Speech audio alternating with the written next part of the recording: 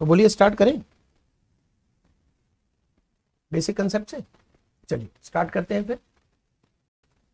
Basic concept income tax. Income tax में जब आप बेसिक कंसेप्ट पढ़ोगे, आज की क्लास जैसे आप लोगे, तो फिर आपको, जैसा कि मैंने आपको बताया, सिलेबस आपको लगभग पता चल जाएगा, पूरा सिलेबस। लेकिन इसके लिए थोड़ा पेशेंस, समय की जरूरत है, टाइम इन्वेस्टमेंट। सबसे पहले हम आते हैं बेसिक कंसेप्ट में।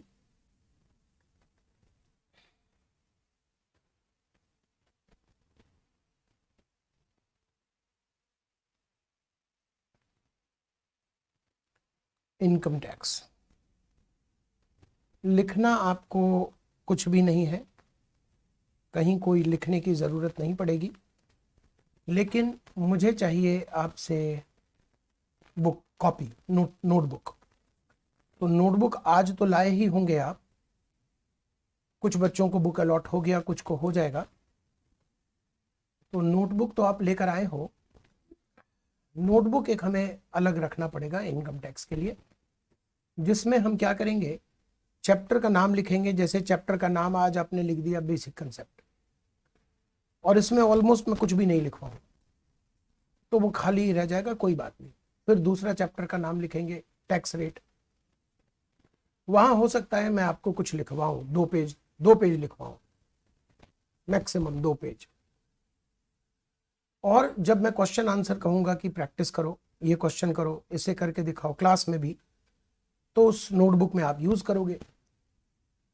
मेन आपका जो नोट्स हैं, जो आप अगर एक्सपेक्ट कर रहे हो कि मुझे नोट्स बनवाना है, वो टाइम मैं वेस्ट नहीं करूंगा। नोट्स यहां पर बनाकर आपको कलरफुल नोट्स यहां पर प्रोवाइड किए जाएंगे जो बुक में। आपसे उम्मीद मेरी क्या होगी कि आपसे जब मैं कहूंगा लर्न करो चीजों को, तो याद करना पड़ेगा।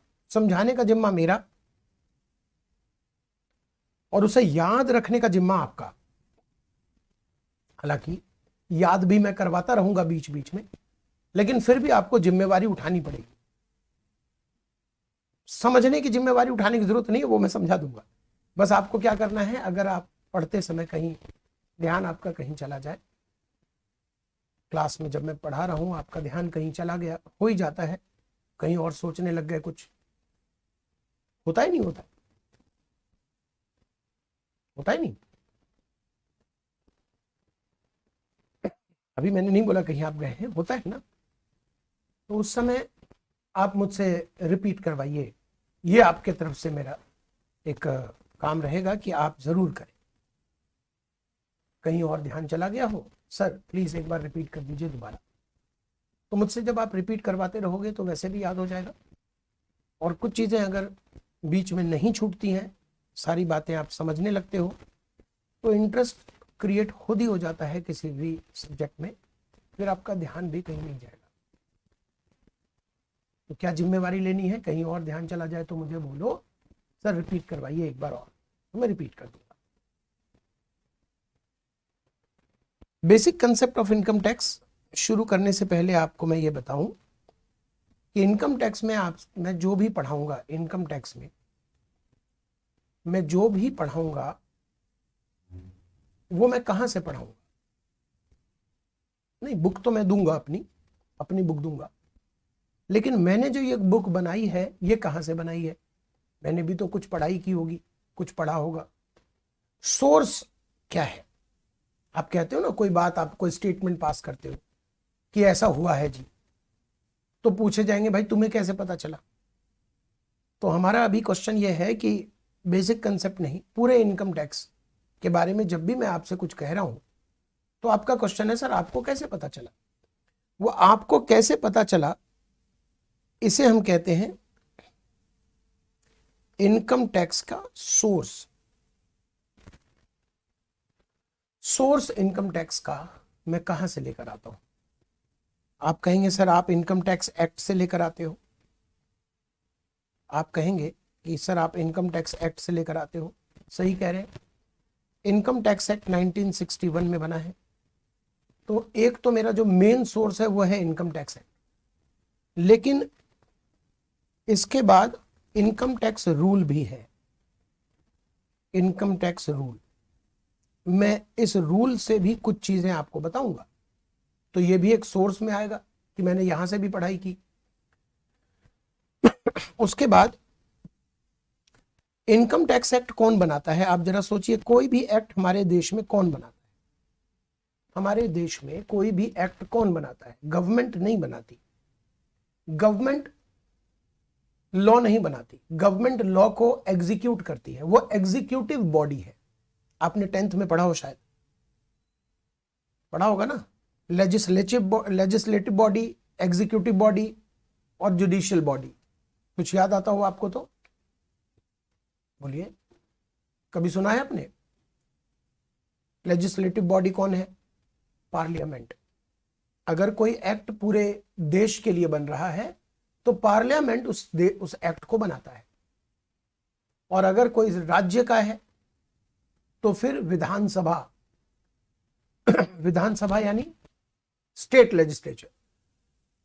तो फिलहाल तो हमारा डिस्कशन पार्लियामेंट का होगा, क्योंकि हम सेंट्रल एक्ट की बात कर रहे हैं। इनकम टैक्स एक्ट किसने बनाया? गवर्नमेंट ने नहीं बनाया, पार्लियामेंट ने बनाया। अब गवर्नमेंट का काम होता है इसे एग्जीक्यूट करना। गवर्नमेंट के अंदर बड़े सारे डिपार्टमेंट, गवर्नमेंट डिपार्टमेंट, जैसे इनकम टैक्स डिपार्टमेंट, वो गवर्नमेंट डिपार्टमेंट है, तो गवर्नमेंट के हिसाब से चलेगी। वो काम क्या करती है? लॉ को एग्जीक्यूट करना, लॉ को लागू करवाना। गवर्नमेंट का काम है लॉ को लागू करवाना, एग्जीक्यूट करवाना, लॉ बनाना नहीं। लॉ पार्लियामेंट बनाती है। हाँ, ये बात और है कि जो रूलिंग पार्टी है वो किसी भी कानून को प्रस्तावित कर सकती है, प्रपोज कर सकती है, लेकिन लोकसभा, राज्यसभा और फिर राष्ट्रपति, इनकी अनुमति से ही एक्ट तैयार होता है। तो आप ये नहीं कह सकते कि एक्ट जो है वो सरकार ने बनाया। सरकार ने नहीं बनाया। हालांकि बोलचाल की भाषा में मैं भी कई बार बोल देता हूं कि गवर्नमेंट ने ये एक्ट सेक्शन चेंज कर दिया, गवर्नमेंट ने ये बनाया, गवर्नमेंट ने सेक्शन चेंज कर दिया। बट जब भी मैं ऐसा बोलूं, समझिएगा सिर्फ ये बोलचाल की भाषा है। गवर्नमेंट नहीं करती, पार्लियामेंट करता है। तो जब भी गवर्नमेंट का काम क्या है? गवर्नमेंट का काम क्या है? एग्जीक्यूटिव बॉडी, यानी एग्जीक्यूट करना। तो जब भी गवर्नमेंट लॉ को एग्जीक्यूट कर रही हो, और लॉ में मान लीजिए कोई सेक्शन उठा लेते हैं हम, मान लीजिए सेक्शन 9 है, सेक्शन 9 में कुछ लिखा गया है, इसे गवर्नमेंट यानी इनकम टैक्स डिपार्टमेंट अपने हिसाब से पढ़ रहा है, लेकिन पब्लिक यानी कि टैक्स पेयर, जो टैक्स देने वाले हैं, यानी मान लीजिए मिस्टर राम एक टैक्स पेयर है, वो सेक्शन 9 को किसी और तरीके से पढ़ रहे हैं। वो सेक्शन 9 का अर्थ कुछ और निकाल रहे हैं, और गवर्नमेंट सेक्शन 9 का अर्थ कुछ और निकाल रही है। गवर्नमेंट यानी इनकम टैक्स डिपार्टमेंट। तो इनकम टैक्स ऑफिसर सेक्शन 9 को अलग ढंग से पढ़ रहा है, जबकि राम सेक्शन 9 को अलग ढंग से पढ़ रहा है, और इन दोनों के बीच हो गया झगड़ा। इनकम टैक्स डिपार्टमेंट यानी गवर्नमेंट, तो इनकम टैक्स डिपार्टमेंट ने थोड़ी ना कानून बनाया है, कानून तो पार्लियामेंट ने बनाया है। आपका काम है एग्जीक्यूटिव बॉडी की तरह एग्जीक्यूट करना। बोलो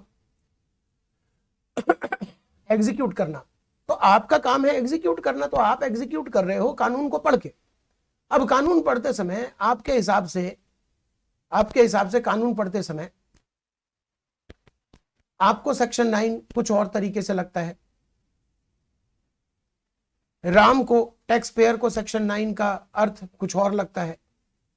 तो प्रश्न उठता है कि इन दोनों के झगड़ों का निपटारा कौन करे? इन दोनों के झगड़ों का निपटारा करने के लिए आती है कौन? कोर्ट। कौन सामने आता है? कोर्ट। कोर्ट में कौन सा? High court, supreme court. और कोर्ट अपना डिसीजन सुनाता है। डिसीजन, उस डिसीजन से बनता है केस लॉ। तो मेरे लिए सोर्स कोड में केस लॉ भी होगा।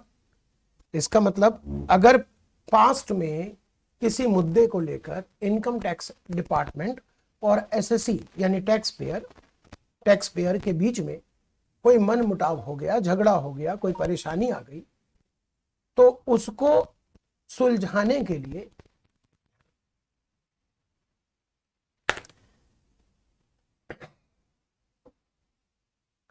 अभी पियेंगे गले के लिए अच्छा है। हाँ, तो उसको सुलझाने के लिए कोर्ट बीच में आता है और कोर्ट अपना फैसला सुनाता है। उस फैसले को भी हम लैंडमार्क डिसीजन के रूप में पढ़ते हैं। हालांकि इंटरमीडिएट में तो ये बहुत थोड़ा सा ही पढ़ना होता है, कहीं कहीं रेफरेंस है, वो भी आपको नाम नहीं याद रखना कि किस जजमेंट कौन सा है। जस्ट मैं आपको बताऊंगा कि ये बात जो कही गई है, जो मैं आपको ये पढ़ा रहा हूं, ये एक जजमेंट से पढ़ा रहा हूं। यहां पर कंफ्यूजन था, इनकम टैक्स डिपार्टमेंट और एसएससी के बीच में कंफ्यूजन था, तो उस कंफ्यूजन को दूर करने के लिए एक जजमेंट है और उस जजमेंट से मैं आपको पढ़ा रहा हूं। Get it point? तो मैंने अभी तक आपको कहा कि मैं आपको जो भी पढ़ाऊंगा वो 3 जगहों से पढ़ के पढ़ाऊंगा। 3 जगह बता दिया। अब सुनिए, रूल और एक्ट में फर्क क्या होता है, पहले ये समझ लेते हैं। रूल और एक्ट में फर्क, एक्ट जो है वो है मेन प्रोविजन कानून का। कानून जो लिखा गया है वो रूल में नहीं है, एक्ट में। कानून रूल में नहीं होता, कानून एक्ट में होता है। रूल का काम है जो कानून है, जो एक्ट है, जब उसे आप एग्जीक्यूट करो तो उसके जो प्रोसीजर है, प्रक्रिया है, वो प्रक्रिया प्रेस्क्राइब्ड करने का काम, एग्जीक्यूट करने का काम गवर्नमेंट का है और गवर्नमेंट रूल बनाती है। एक्ट गवर्नमेंट नहीं बनाती, एक्ट पार्लियामेंट बनाएगा, लेकिन रूल गवर्नमेंट बनाती है, क्योंकि रूल का मतलब है एक्ट को एग्जीक्यूट करने में जो भी चीज लिखना पड़े, जो भी कानून बनाना पड़े, जो भी प्रोविजन बनाना पड़े, जो भी प्रोसीजर बनाना पड़े, वो बनाए। तो क्या हम कह सकते हैं कि गवर्नमेंट रूल बनाती है? यस। और गवर्नमेंट यानी इनकम टैक्स डिपार्टमेंट, तो इनकम टैक्स डिपार्टमेंट के जो सुप्रीम है, जो इनकम टैक्स डिपार्टमेंट के टॉप में बैठे होते हैं, वो होते हैं सीबीडीटी। इनकम टैक्स डिपार्टमेंट के टॉप में जो बैठे होते हैं वो होते हैं CBDT, central board of direct tax.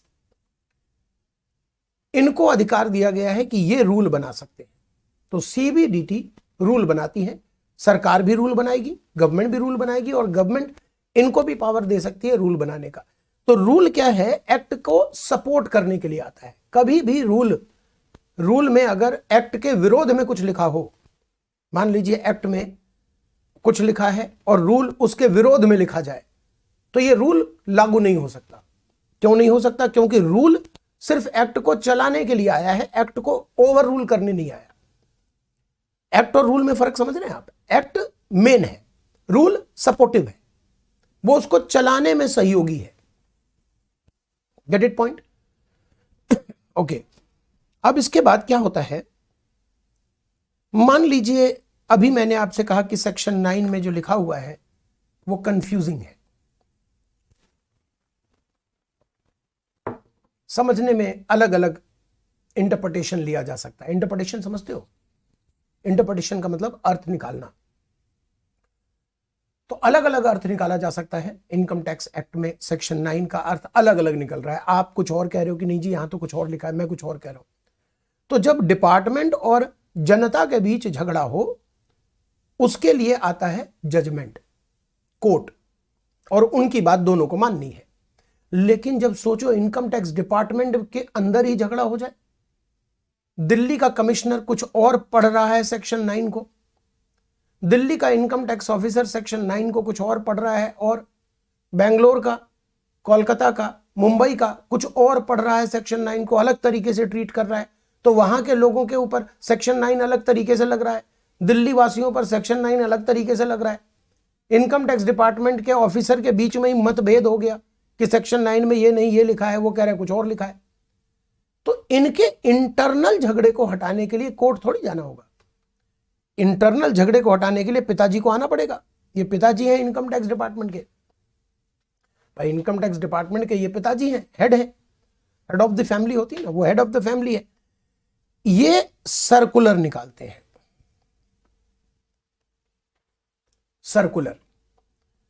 Circular का काम होता है इनकम टैक्स विभाग के अंदर मतभेद को खत्म करना।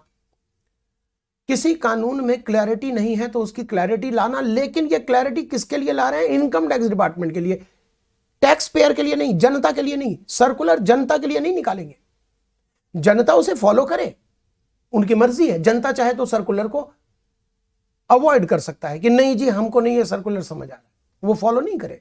Circular is not the rule, circular is not the act.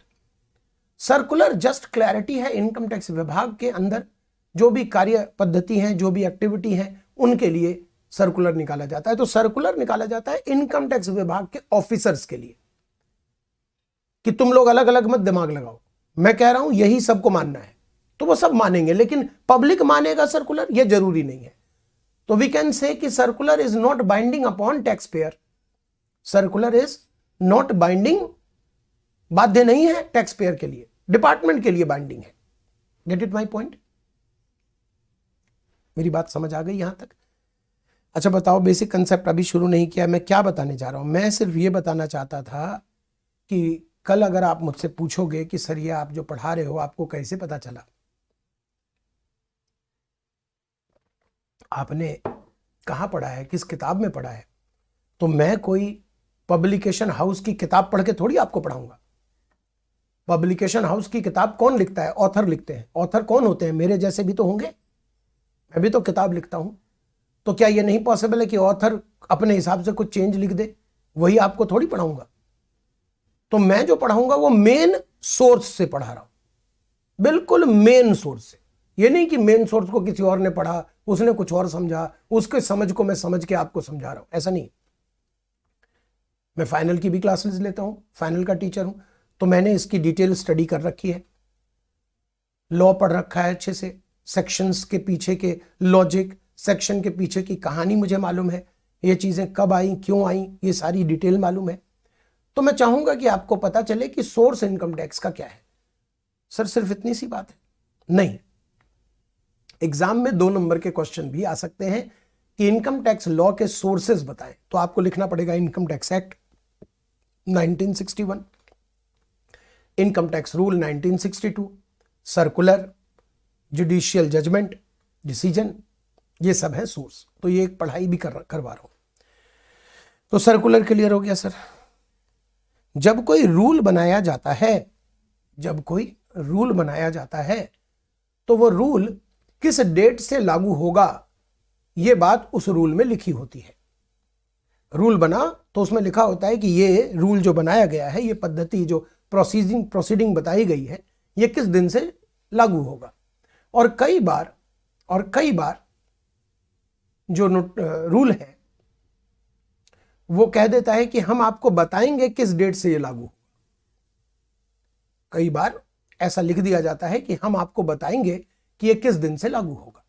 उसी तरह से जब एक्ट बनता है और एक्ट के कोई सेक्शंस चेंज किए जाते हैं, मान लीजिए इस बजट में इनकम टैक्स एक्ट के सेक्शन 9 में परिवर्तन आ गया, चेंज आ गया, अमेंडमेंट बोलते हैं, अमेंडमेंट। तो जो अमेंडमेंट आ गया, तो अमेंडमेंट में भी लिखा होता है कि ये जो परिवर्तन है ये किस दिन से लागू होगा। और कभी कभी लॉ मेकर ये कहते हैं कि ये जो अमेंडमेंट हमने किया है ये किस दिन से लागू होगा, ये सरकार बताएगी। डेट टू बी नोटिफाइड, क्या बोलते हैं? Date to be notified by government. तो गवर्नमेंट बताएगी कि ये किस दिन से लागू होगा। लॉ बन गया, अब गवर्नमेंट जो एग्जीक्यूटिव बॉडी है वो तय करेगी कि ये किस दिन से लागू किया जाए उनकी सुविधा के हिसाब से। तो वो जो डेट नोटिफाइड करना है उसके लिए निकालना पड़ता है नोटिफिकेशन। और जितने भी रूल्स हैं इसमें जो अमेंडमेंट है, जो नए रूल बनाने हैं, रूल्स में अमेंडमेंट लाना है, नया रूल लाना है, नए रूल लगाने हैं, नए रूल लिखने हैं, तो वो सब लिखा जाता है via notification. Notification issued by government, issued by government का आदमी, सीबीडीटी। तो गवर्नमेंट या सीबीडीटी नोटिफिकेशन इशू करती है। नोटिफिकेशन का 2 काम है। एक, अगर किसी एक्ट में लिखा है, सेक्शन में लिखा है, किसी रूल में लिखा है कि ये लागू होगा from the date to be notified, तो वो नोटिफिकेशन डेट के थ्रू आ जाएगी कि इस दिन से लागू होगा। दूसरा, कभी भी रूल में अगर कोई चेंजेस लाना हो, कोई नया रूल बनाना हो, तो वो नोटिफिकेशन के जरिए ही बनाया जाता है। तो नोटिफिकेशन का ये काम हो गया। बोलो आई बात समझ में?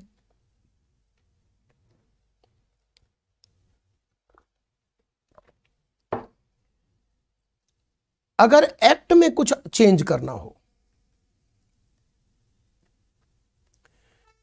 अगर रूल में चेंज करना हो तो कैसे चेंज होगा? नोटिफिकेशन से। अगर एक्ट में चेंज करना हो तो कैसे चेंज होगा?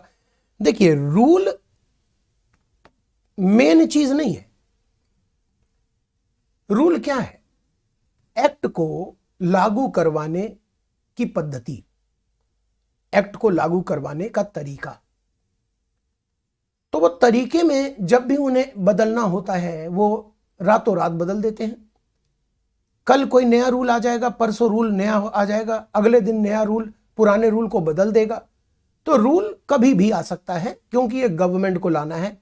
इसके लिए कोई पार्लियामेंट बनाने की जरूरत नहीं है, कोई लोकसभा, राज्यसभा, कोई राष्ट्रपति से अप्रूवल की जरूरत नहीं है। सरकार को पूरा अधिकार है कि वो अपने हिसाब से रूल बना सकता है। तो इनकम टैक्स रूल में कभी भी परिवर्तन करना हो तो वो कभी भी हो सकता है, एनी टाइम, किसी भी दिन।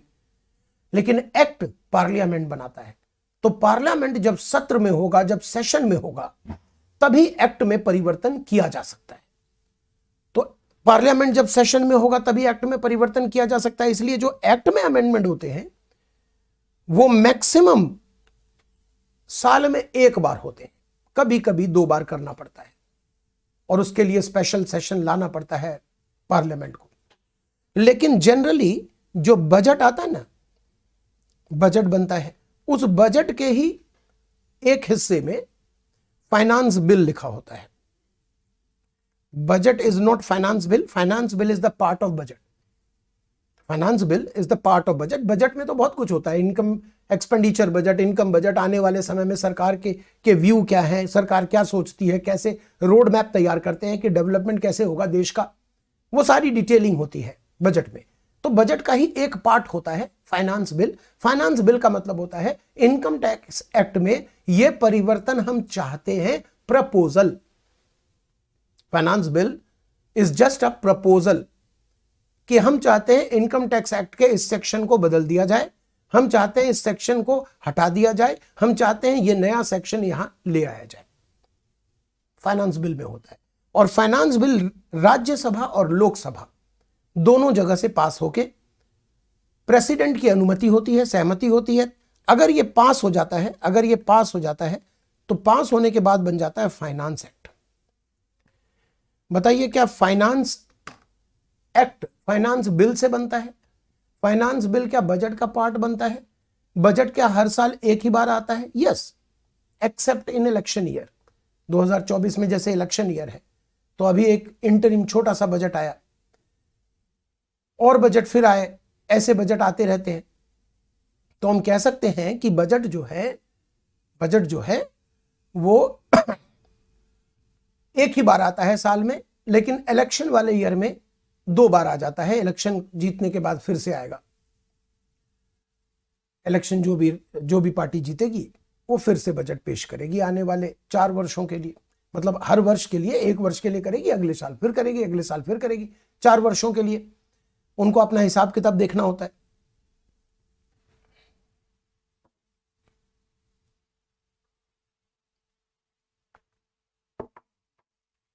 तो फाइनेंस एक्ट बिल का पार्ट है, और फाइनेंस एक्ट बिल का पार्ट है, बिल बजट का पार्ट है। बजट एक बार आता है तो फाइनेंस एक्ट भी एक ही बार आएगा। कभी कभी फाइनेंस एक्ट 2 बार आता है, जिस इलेक्शन वाले ईयर में तो आता ही है, साथ में मान लीजिए किसी इलेक्शन वाला ईयर नहीं है और कुछ बहुत जरूरत पड़ गया कि इसको तो चेंज करना पड़ेगा आज ही, तो सत्र बैठाना होता है, सेशन बैठाना होता है पार्लियामेंट का, वहां पर उसे प्रपोज करते हैं, फिर उसको पास करवाते हैं, फिर वो चेंज होता है। तो ये रेयर केसेस है, जनरली एक बार ही होता है। फाइनेंस एक्ट क्या है? अगर मैं सीधा सीधा पूछूं तो क्या कहोगे? फाइनेंस एक्ट क्या है? इनकम टैक्स एक्ट में परिवर्तन, या कस्टम में या जीएसटी में परिवर्तन फाइनेंस एक्ट के थ्रू होता है। तो फाइनेंस एक्ट को भी हमें पढ़ना पड़ेगा। जो भी परिवर्तन आया, हर साल परिवर्तन आता है, तो आपको कहां तक का फाइनेंस एक्ट पढ़ना है? भाई फाइनेंस एक्ट 2021, 2022, 2023, 2024, 2025, आपको कौन सा फाइनेंस एक्ट पढ़ना है? जैसे मान लीजिए मैंने कहा कि 2025 का पढ़ना है, इसका मतलब कि इसके पहले के सारे पढ़ने हैं, 25 तक के। तो सर हम इतना एक्ट पढ़ेंगे क्या? आप समझ नहीं रहे ये सब है क्या? ये सब आपको मैं इनकम टैक्स एक्ट पढ़ा रहा हूं ना, इनकम टैक्स एक्ट। ये क्या है? Finance act. Income tax act में चेंज, तो समझ लीजिए कि मैं आपको जब इनकम टैक्स एक्ट पढ़ाऊंगा तो फाइनेंस एक्ट में जो चेंज आया है उसको चेंज करने के बाद पढ़ाऊंगा, यानी अमेंडेड इनकम टैक्स एक्ट पढ़ाऊंगा। मैं आपको पढ़ा रहा हूं इनकम टैक्स एक्ट अमेंडेड, तो टिल किस फाइनेंस एक्ट तक के अमेंडमेंट आपको पढ़ने हैं? आपके लिए तो बता ही रहा हूं, भविष्य के जो भी स्टूडेंट्स हैं उनके लिए भी बता रहा हूं, फ्यूचर स्टूडेंट के लिए बता रहा हूं। जिस भी ईयर में आपका एग्जाम होता है, मान लीजिए आपका एग्जाम, मान क्या लीजिए है 2024 में आपका एग्जाम हो। एग्जाम 2 बार होते हैं साल में आपके, इंटरमीडिएट के, फाउंडेशन के नहीं कह रहा, इंटरमीडिएट के कह रहा हूं। 2 बार एग्जाम होते हैं, 2 में कभी भी हो, 2024 में इंटरमीडिएट का एग्जाम कभी भी हो, 2024 में जो भी एग्जाम होगा वहां पर फाइनेंस एक्ट 2023 तक के अमेंडमेंट पढ़ने हैं। 2025 में जो भी एग्जाम होगा फाइनेंस एक्ट 2024 तक के अमेंडमेंट पढ़ने हैं, अकॉर्डिंगली सो ऑन आगे बढ़ेगा। तो जिस ईयर में एग्जाम होता है, पिछले ईयर जो फाइनेंस एक्ट आया है वहां तक के सारे अमेंडमेंट आपको पढ़ने होंगे। ऐसा नहीं समझिए कि अगर मैं कहता हूं कि आपको मैं 2023 का फाइनेंस एक्ट पढ़ाऊंगा तो इसका मतलब 22 नहीं पढ़ाऊंगा, 21 नहीं पढ़ाऊंगा। बेटा अभी तक जितने अमेंडमेंट आए हैं वो तो अमेंडेड ही पढ़ाऊंगा ना। इनकम टैक्स एक्ट के कोई भी सेक्शन में जो अभी तक के अमेंडमेंट है वो सब अमेंडेड ही तो पढ़ाऊंगा। कुछ भी नहीं पढ़ाया अभी आपको मैंने, सिर्फ इतना बताया, बोलो क्या, कि सोर्स क्या होता है इनकम टैक्स एक्ट का, मतलब इनकम टैक्स लॉ जो मैं पढ़ाऊंगा उसके सोर्स क्या है। तो ये आपके लिए रेलिवेंट है। इसके बाद इनकम टैक्स एक्ट में कितने, कब से लागू हुआ है इनकम टैक्स एक्ट, कितने सेक्शंस हैं, ये सब आपके लिए यूजलेस है, बेकार है। फाइनेंस एक्ट 2023 में क्या क्या कहां कहां चेंजेस आया है वो सब आपके लिए बेकार है, काम का नहीं है। यहां पर थोड़ा सा आपके काम का है, बट इस हिस्से को अभी पेंडिंग रखा जाएगा।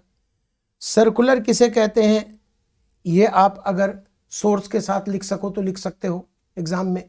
Circular issued by CBDT to clarify the doubt for guideline binding on department, department पर बाइंडिंग होता है, not binding on assessee, assessee मतलब टैक्स पेयर, टैक्स पेयर पर ये बाइंडिंग नहीं होता। नोटिफिकेशन सेंट्रल गवर्नमेंट या सीबीडीटी इशू करती है, कोई नया रूल लाने के लिए, रूल में अमेंडमेंट करने के लिए, कोई प्रोविजन को इफेक्ट देने के लिए कि ये किस दिन से लागू होगा।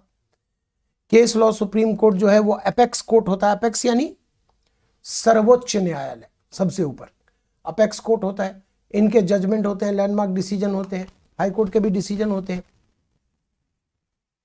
ओके, हमारे संविधान में किस एंट्री में लिखा है कि इनकम टैक्स सरकार, सेंट्रल गवर्नमेंट ले सकती है? एंट्री नंबर 82, और वहां लिखा है कि एग्रीकल्चर इनकम पे इनकम टैक्स नहीं लिया जाएगा।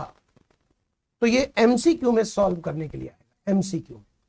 और राज्य सरकार को कहा गया है एंट्री नंबर 46 में कि वो एग्रीकल्चर पर टैक्स ले, ये राज्य सरकार को कहा गया है। सेंट्रल गवर्नमेंट एग्रीकल्चर पर टैक्स नहीं ले सकती। देश को इनकम टैक्स एक्ट को चलाता है कौन? Government, central government. Indirect tax को भी, जीएसटी को भी कौन चलाता है? Central government. सेंट्रल गवर्नमेंट चलाने के लिए एक मिनिस्ट्री बनाती है, वो है ministry of finance. Ministry of finance के अंतर्गत आता है डिपार्टमेंट, रेवेन्यू डिपार्टमेंट। अगर डायरेक्ट टैक्स की बात करें तो उनके पिताजी हैं CBDT, central board of direct tax, और अगर इनडायरेक्ट टैक्स की बात करें तो उनके पिताजी हैं CBIC, central board of indirect tax and custom. तो ये सब एमसीक्यू की चीजें हैं, टाइम पास के लिए आप इसे पढ़ सकते हैं तत्काल, और आगे चलने पर बार बार इसका जिक्र होगा तो ये ऑटोमेटिक सब आपको लर्न हो जाएगा।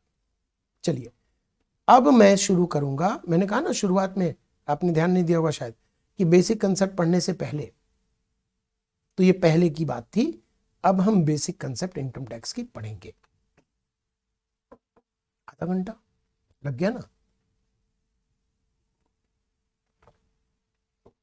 देखो, अगर आज हम इनकम टैक्स के बेसिक कंसेप्ट को पूरा नहीं भी खत्म कर पाए तो कोई हमारे लिए प्रेस्टिजियस इशू तो नहीं है। हमारा उद्देश्य ये होना चाहिए कि जो हम पढ़ें वो हमें बहुत अच्छे से समझ आ जाए। याद करने का काम तो आपका है, समझ तो आ जाए एटलीस्ट। आज अगर इन डायरेक्ट टैक्स इसके बेसिक कंसेप्ट नहीं भी खत्म होंगे तो कल कर लेंगे खत्म, हो जाएंगे, आप टेंशन मत लो। देखो पहले तो आपको मैं ये बता दूं कि एक रियल इनकम है और एक टैक्सेबल इनकम है।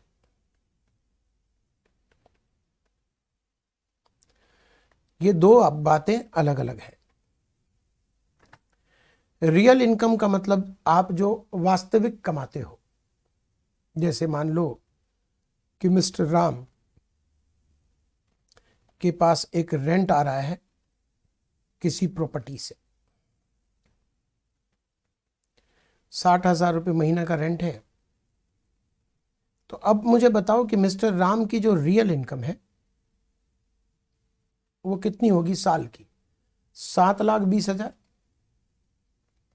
माइनस खर्चे। इस प्रॉपर्टी के मेंटेनेंस में कुछ खर्चे हो गए, तो मान लो कि 40,000 रुपये का खर्चा है पूरे साल में मेंटेनेंस में, मान लो।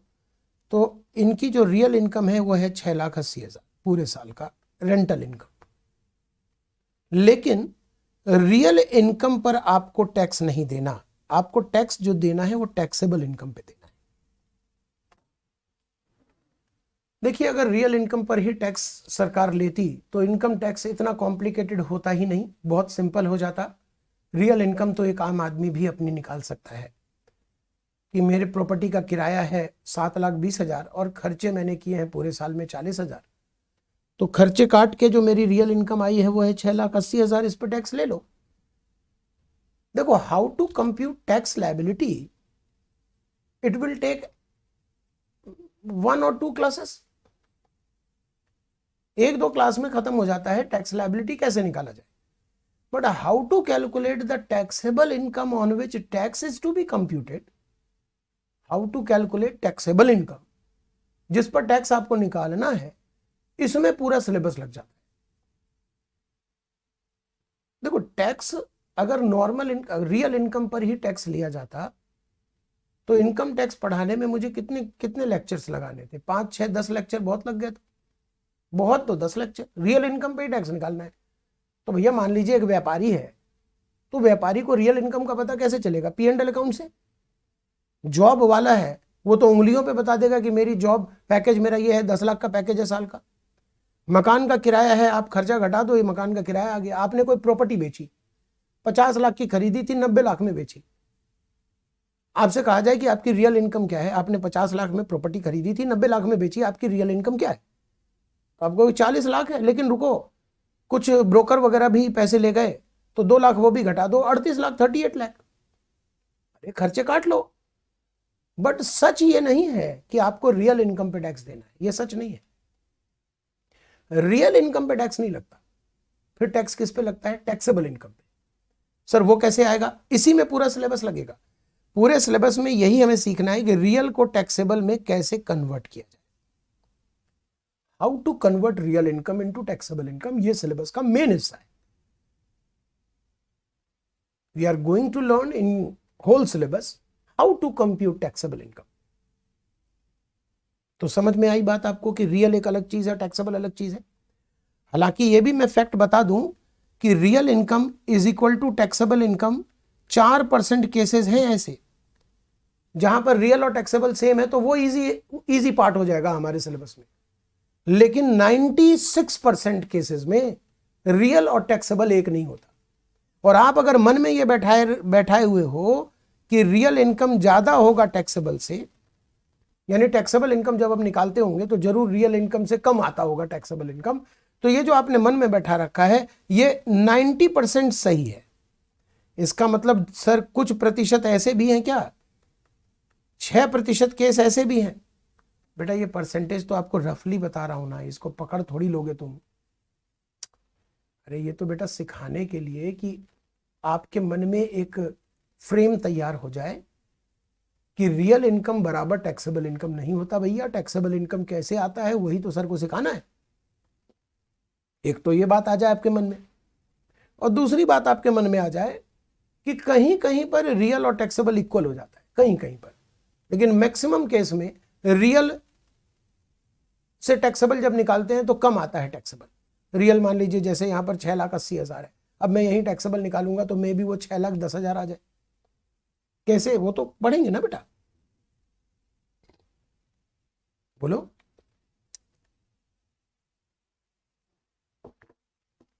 वो तो पढ़ेंगे। तो बस इतनी बात आपको समझ में आ गई होगी कि रियल और टैक्सेबल अलग अलग बातें हैं। कहीं कहीं पर बराबर भी है, कहीं पर रिवर्स केस भी है। रियल है 5 लाख, टैक्सेबल आपने निकाला वो निकल गया 7 लाख। सर लेकिन ये तो गलत बात है ना, रियल से हम ज्यादा पर टैक्स देंगे।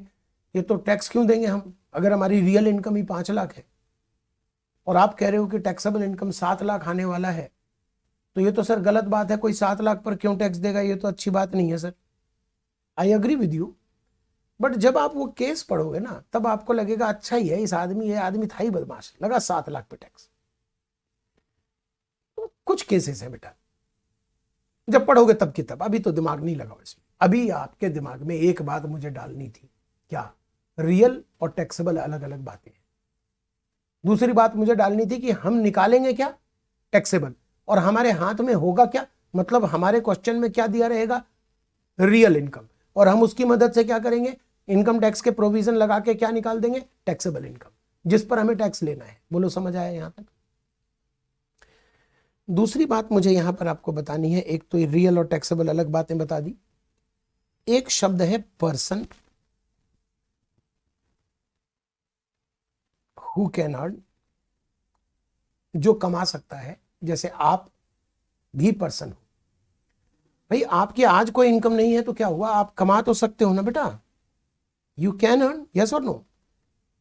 आप कमा तो सकते हो बेटा, कमाते नहीं हो, कमा तो सकते हो, तो यू कैन अर्न पर्सन।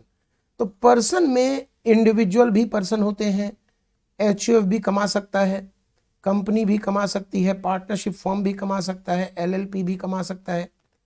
एक होता है ज्वाइंट वेंचर, एओपी बीओआई, हम कहते हैं इसे joint venture, AOP BOI, association of person bodies of individual, joint venture. इन दोनों में फर्क क्या है? जैसे मान लीजिए सबके सब इंसान हैं और इन्होंने मिलकर एक प्रोजेक्ट हैंडल किया, पार्टनरशिप नहीं बनाई, क्योंकि 8 महीने का तो काम था, पार्टनरशिप बना के क्या करते, तो इन्होंने ज्वाइंट वेंचर बना लिया, जेवी बना लिया, ज्वाइंट वेंचर बना लिया। तो इनको हम कहेंगे बॉडीज ऑफ इंडिविजुअल।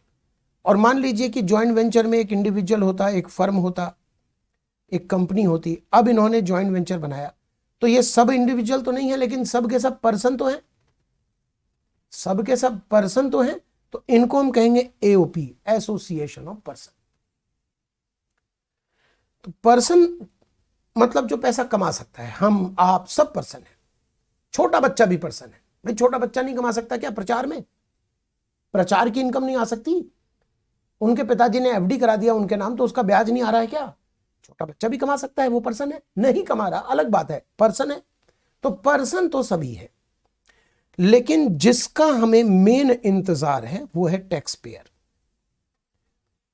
क्वेश्चन हम जिसके लिए करेंगे, जिसके लिए हमें पूरे सिलेबस में कार्य करना है, वो है टैक्स पेयर। उसको हम इनकम टैक्स में नाम देते हैं एसएससी। एसएससी।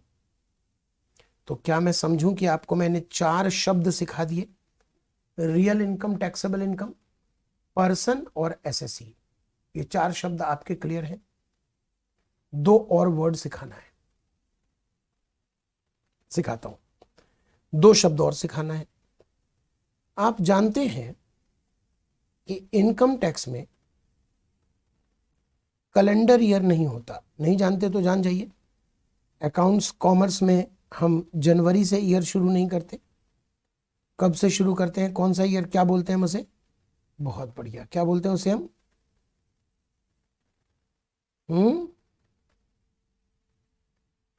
स्टार्टिंग 1 अप्रैल और एंडिंग 31 मार्च। तो मान लीजिए 2022, 23, 24, 25, 26, 27, ये मैंने ईयर डाल दिया। तो मेरे कहने का मतलब है कि ये जो है ना, ये है 1 अप्रैल 22, और इस साल का जो अंत है ना वो है 31 मार्च 23। ठीक से देख लीजिए, दिख रहा है ना बेटा? ये है 1 अप्रैल 23 और ये है 31 मार्च 24। तो पहले तो आपके लिए ये आज जो आप पढ़ रहे हो वो है अल्फाबेट। आज जो आप पढ़ रहे हैं वो है ABCD, अल्फाबेटिक। अल्फाबेट पढ़ रहे हो ना बेटा? पहले तो ABCD पढ़ोगे तभी तो वर्ड बाय वर्ड तैयार करोगे। तो जैसे इंग्लिश में हम पहले अक्षर पढ़ते हैं, अल्फाबेट पढ़ते हैं, उसके बाद वर्ड तैयार करते हैं, वैसे ही इनकम टैक्स में आज आप पढ़ रहे हो अल्फाबेट। तो प्लीज पार्टिसिपेट कीजिए। आपको यहां पर ये ईयर नजर आ रहे हैं, नंबर डाल देता हूं मैं, year 1, year 2, year 3, year 4, year 5। मुझे बताइए 21 नवंबर 2025 कौन से ईयर में आएगा? 1 2 3 4 5। 21 नवंबर 2025, बोलिए। Number 4, very good. इसका मतलब अगर मैं कहूं कि ये किस फाइनेंशियल ईयर में फॉल कर रहा है तो आप कहोगे 25-26। आप ऐसे बोलोगे, फाइनेंशियल ईयर 25-26। अच्छा चलो बताओ, अगला क्वेश्चन हटा दूं इसे, ये तो इजी था। 5 जनवरी 2026 कौन से ईयर में फॉल कर रहा है? 1 2 3 4 5। रुको रुको, तुम रुको, अभी रुको, उसको बोलने दो, वो सही बोल रहा है। बोलो बेटा, सही बोल रहे हो, बोलो तो। 5 नंबर, फंसा, फंसाया। 5 नंबर, इधर आ। ये बता, अभी सिखाया था ना ईयर की शुरुआत कहां से होगी? 1 अप्रैल 26 से। ये बता 5 जनवरी 26 अप्रैल के बाद आएगा? गुड, गलती तो नहीं करोगे? क्या बोलोगे, कहां फॉल करेगा? यहां। अगर मैं फाइनेंशियल ईयर पूछूं तो क्या बोलोगे? 2000, फिर कह रहे हैं 26-27। दो, ये बेटा ये कहां फॉल कर रहा है? तो क्या बोलोगे फाइनेंशियल ईयर, क्या बोलोगे बेटा? 2025-26। यस। तो पहले तो आपको डेट के हिसाब से ईयर पकड़ना पड़ेगा कि फाइनेंशियल ईयर कौन सा है। ये कर लोगे, मुझे बताओ? गुड। ये कर लोगे। अब मैं जो कह रहा हूं सुनो, इनकम टैक्स ईयरली पे होता है। आप सभी जानते होंगे कि इनकम टैक्स ऐसा नहीं है कि आपने आज जितना कमाया कल जाके सरकार को टैक्स दीजिए। पूरे साल में कमा लीजिए, अगले साल टैक्स दीजिए। पूरे साल कमा लीजिए, अगले साल टैक्स दीजिए। जैसे आपने यहां पर कमाया, यहां पर आपने अर्निंग की, तो अर्निंग का टैक्स कहां दोगे? यहां। फिर यहां भी अर्निंग होगी, इसका टैक्स कहां दोगे? यहां। यहां भी अर्निंग होगी, इसका टैक्स यहां दोगे। यहां भी अर्निंग होगी, इसका टैक्स यहां दोगे। यहां भी अर्निंग और इसका टैक्स सो ऑन आगे। तो always we are paying tax on last year income. जब भी हम टैक्स पे कर रहे हैं बेटा, तो हम लास्ट ईयर की इनकम पे कर रहे हैं। ध्यान से देखो, ये हम टैक्स पे कर रहे हैं। Always we are paying tax on last year income, last year income, last year income, last year income, last year income. Last year को हम कहते हैं, लास्ट ईयर को कहते हैं प्रीवियस ईयर। क्या कहते हैं? Previous year. तो एग्जाम में अगर पूछे कि प्रीवियस ईयर किसे कहते हैं, तो आप लास्ट ईयर मत लिखना, आप कहना वो ईयर जिसकी इनकम पे टैक्स देना है। प्रीवियस ईयर का मतलब वो ईयर, वो फाइनेंशियल ईयर जिस ईयर की इनकम पे हमें टैक्स देना है। और जिस साल आप टैक्स देते हो वहां उसको हम कहते हैं असेसमेंट ईयर। क्यों sir? Previous year last year तो सिमिलर लग रहा है देखने में, सुनने में। असेसमेंट ईयर से बात नहीं समझ आ रही। असेसमेंट ईयर का मतलब है जिस ईयर में आप इनकम, टैक्सेबल इनकम और टैक्स को असेस करो। असेस करो मतलब वर्कआउट करो, वर्कआउट करो मतलब कंप्यूट करो। तो जिस ईयर आप असेस करते हो, असेस यानी ढूंढना, पकड़ना, कंप्यूट करना, उसको हम असेसमेंट कहते हैं। समझे मेरी बात? सॉरी। यहां पर आप टैक्स दोगे, यहां पर आप टैक्स दोगे, तो आप टैक्स देने से पहले क्या करोगे? यू आर पेइंग टैक्स, तो बिफोर पेइंग टैक्स आप क्या करोगे? प्रीवियस ईयर की इनकम को टैक्सेबल इनकम में कन्वर्ट करोगे।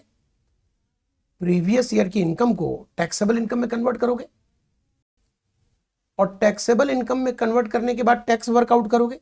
तो ये जो आप कन्वर्ट कर रहे हो, वर्कआउट कर रहे हो, इसे कहते हैं असेसमेंट करना, कैलकुलेट करना, कंप्यूट करना, असेस करना। मेरी बात समझ गए आप? इसीलिए इसे हम असेसमेंट ईयर कहते हैं। अच्छा बताइए, यहां पर जितने भी ईयर आपको दिख रहे हैं, every year can be previous year. 23, 24 में आप कमा रहे हो, तो 23, 24 इज योर प्रीवियस ईयर। 24, 25 में आप टैक्स दोगे तो ये असेसमेंट ईयर है। 24, 25 में आप टैक्स दोगे, लेकिन कमाओगे भी तो। हर साल कमा सकते हो, और कमाने के बाद अगले साल पे करोगे टैक्स। तो every year can be previous year, every year can be assessment year. Previous और असेसमेंट ईयर का क्या ताल्लुक है? आगे पीछे। प्रीवियस पीछे और असेसमेंट आगे। अब प्रश्न उठता है कि एग्जाम में आपके कौन सा प्रीवियस ईयर रेलिवेंट है। अब हम बात कर रहे हैं प्रीवियस ईयर किसे कहते हैं, समझ गए, जिस ईयर में हम पैसा कमाएंगे। असेसमेंट ईयर किसे कहते हैं, हम समझ गए, जिस ईयर में हम प्रीवियस ईयर की इनकम पे टैक्स देंगे। अब ये लाइन पूरा बोलो तुम, कौन सा लाइन? प्रीवियस ईयर किसे कहते हैं? जिस ईयर हम पैसा कमाएंगे। असेसमेंट ईयर किसे कहते हैं? जिस ईयर प्रीवियस ईयर की इनकम पे टैक्स देंगे। बोलो ना, क्या बोलो? प्रीवियस ईयर किसे कहते हैं, बोलो। करेक्ट, जिस ईयर हम पैसा कमाएंगे। असेसमेंट ईयर किसे कहते हैं? ऐसे नहीं, असेसमेंट ईयर किसे कहते हैं? जिस ईयर प्रीवियस ईयर की इनकम पे टैक्स देंगे। तो हमारे लिए हर ईयर प्रीवियस ईयर है, बट अब हम बात कर रहे हैं रेलिवेंट। रेलिवेंट प्रीवियस ईयर कौन सा है? इसका मतलब हुआ जो हमारे काम का प्रीवियस ईयर है वो कौन सा है। जिस प्रीवियस ईयर का की टैक्सेबल इनकम निकालने को क्वेश्चन बोले,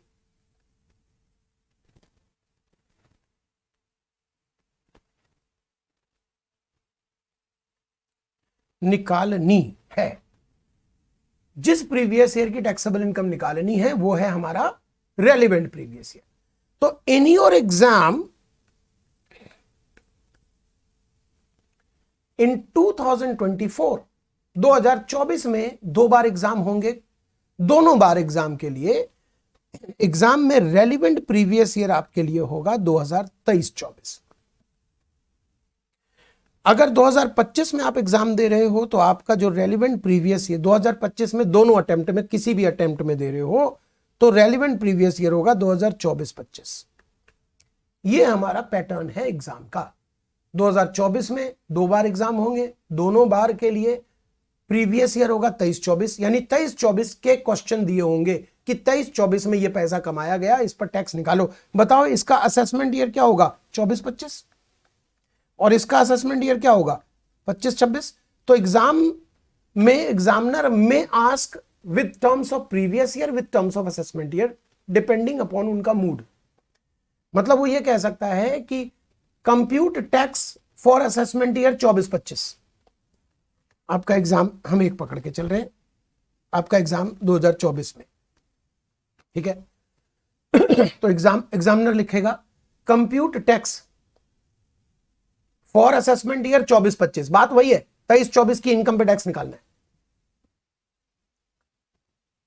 या वो कह सकता है compute taxable income and tax liability of previous year 23-24। तो प्रीवियस ईयर 23-24 की इनकम पे टैक्स निकालना है। हर हाल में 23-24 पर ही टैक्स निकालना है, 23-24 की इनकम पर ही टैक्स निकालना है। ये देखिए, ये हमारे पास डायग्राम है और ये हमारी परिभाषा है। प्रीवियस ईयर जहां पैसा कमा रहे हैं, असेसमेंट ईयर जहां टैक्स दे रहे हैं। Previous year financial year in which income is earn, assessment year financial year in which the tax is payable on taxable income earn during the previous year. तो examiner तुमसे कह सकता है assessment year 24-25 के लिए काम करो, तो भी तुम इसी वर्ष की इनकम निकालोगे। असेसमेंट ईयर 24-25 के लिए काम करो का मतलब है इसी वर्ष के लिए इनकम निकालोगे। एग्जामिनर कहेगा प्रीवियस ईयर 23-24 के लिए काम करो, तो भी तुम इसी ईयर की इनकम निकालोगे। बोलो, बात समझ आ रही है? क्लियर है? कोई डाउट? कोई डाउट नहीं है? गुड।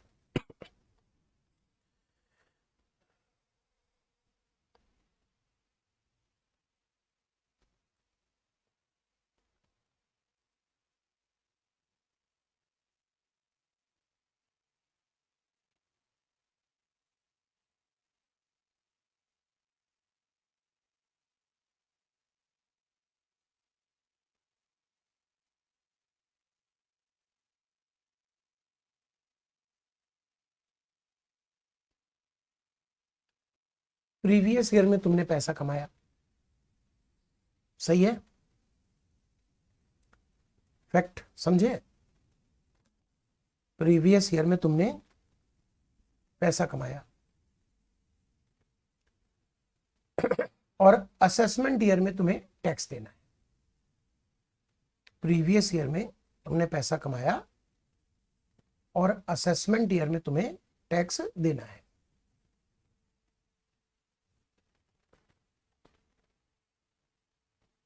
असेसमेंट ईयर में टैक्स देने से पहले आप प्रीवियस ईयर की रियल इनकम को टैक्सेबल इनकम में कन्वर्ट करोगे, यस और नो?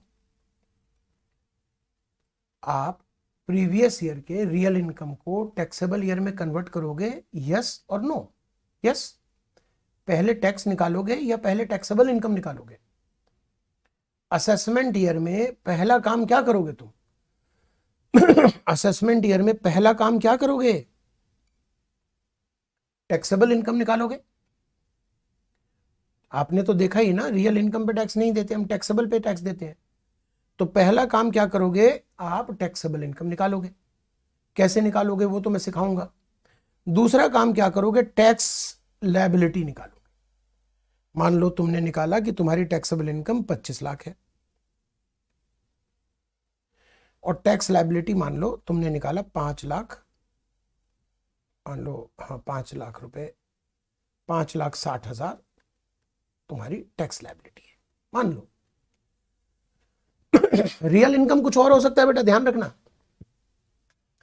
रियल इनकम कुछ और हो सकता है। अभी हम क्या चर्चा कर रहे हैं कि प्रीवियस ईयर गुजर गया, प्रीवियस ईयर गुजर गया और असेसमेंट ईयर में आप सबसे पहले क्या करोगे? प्रीवियस ईयर की रियल इनकम को एक मशीन में डालोगे जहां पर टैक्सेबल इनकम निकलती है। आप ऐसा समझो, कैलकुलेट करना तो सिखाऊंगा। टैक्सेबल इनकम निकाल लिया तुमने, दूसरा काम क्या करोगे? इस इनकम पे टैक्स निकालना सीखोगे मुझसे, वो भी सिखा दूंगा। वो भी निकल गया मान लो, तो आपने अभी टैक्सेबल इनकम भी निकाल दिया और टैक्स भी निकाल दिया। ठीक, अब क्या करोगे? टैक्स कितना आया? 5,60,000। सरकार को टैक्स पे करोगे, सरकार को टैक्स पे करोगे, समझे? लेकिन सरकार को 5,60,000 नहीं पे करोगे, सरकार को पे करोगे जितना तुम्हारा टैक्स ड्यू है।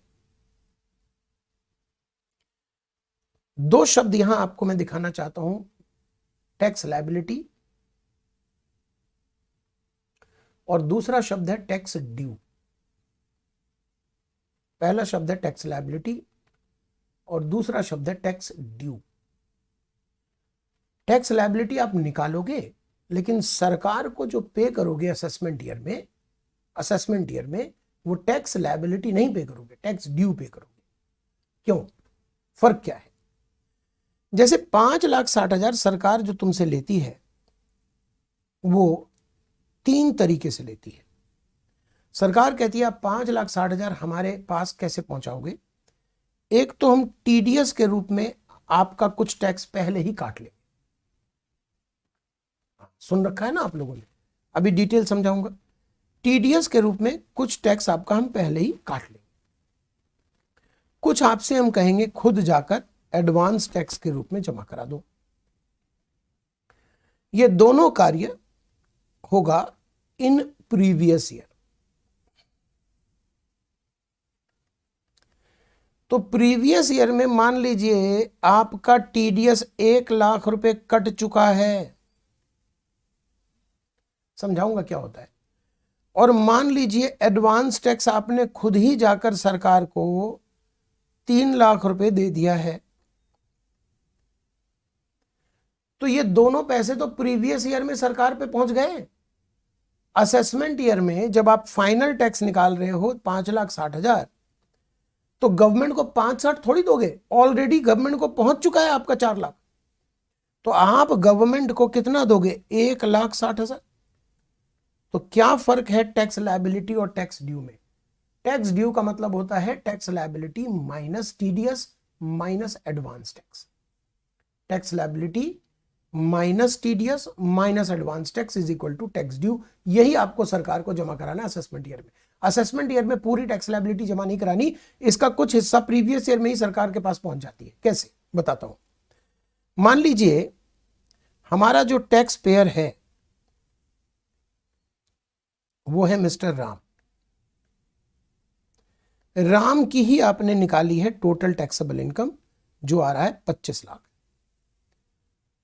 तो राम ने जहां से पैसे कमाए होंगे, मान लीजिए राम एक कंसल्टेंसी देता है, मान लीजिए राम एक प्रोफेशनल है,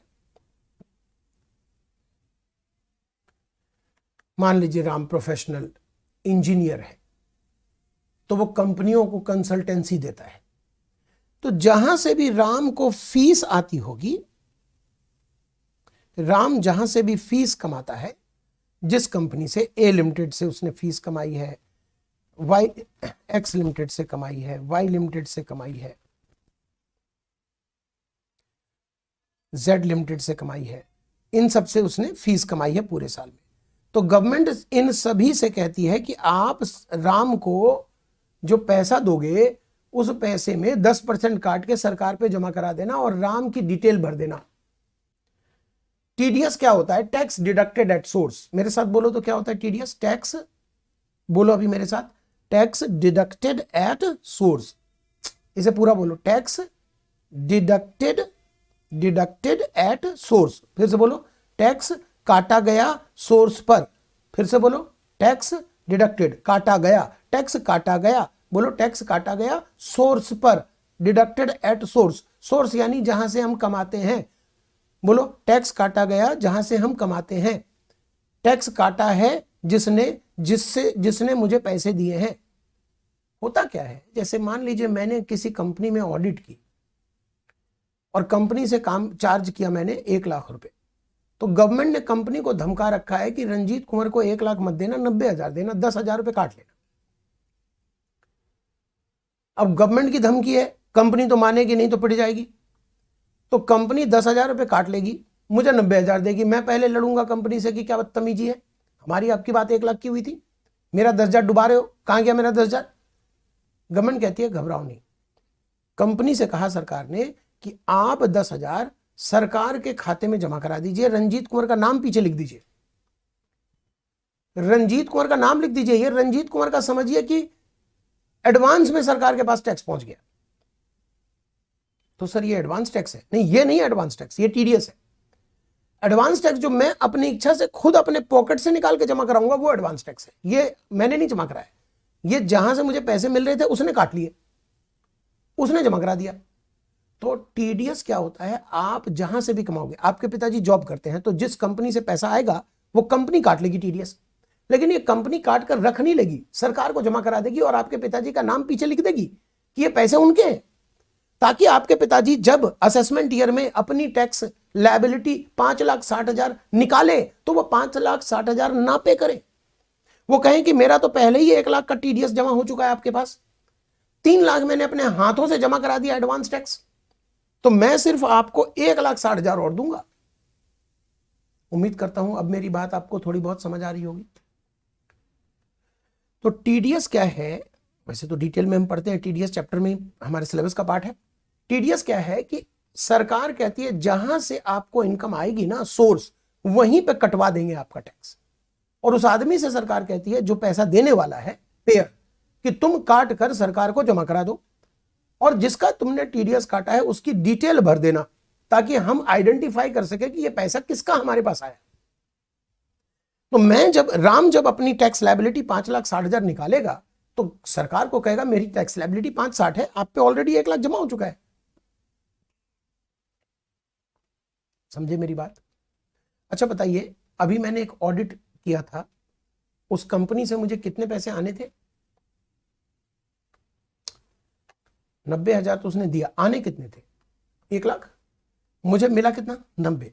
बताइए, मैं अपनी P&L अकाउंट में इनकम में 90 दिखाऊं, P&L अकाउंट बनाऊंगा, अपनी फीस रिसीव्ड क्रेडिट करूंगा, इनकम में 90 दिखाऊं या 1,00,000 दिखाऊं? क्योंकि देखिए 10,000 रुपए मुझे मिले नहीं, लेकिन मेरा डूबा नहीं है, ये एडवांस में सरकार को जमा हो गया। आज नहीं तो कल मुझे पैसे तो देने थे ना सरकार को, तो सरकार के पास पहले पहुंच गया। क्या ये मेरा पैसा डूब गया? नहीं। तो मैं अपनी इनकम तो पूरी 1,00,000 दिखाऊंगा, फिर उस पर टैक्स निकालूंगा, फिर सरकार को कहूंगा 10,000 पहले से जमा है, बचा हुआ और ले लो। समझ गए?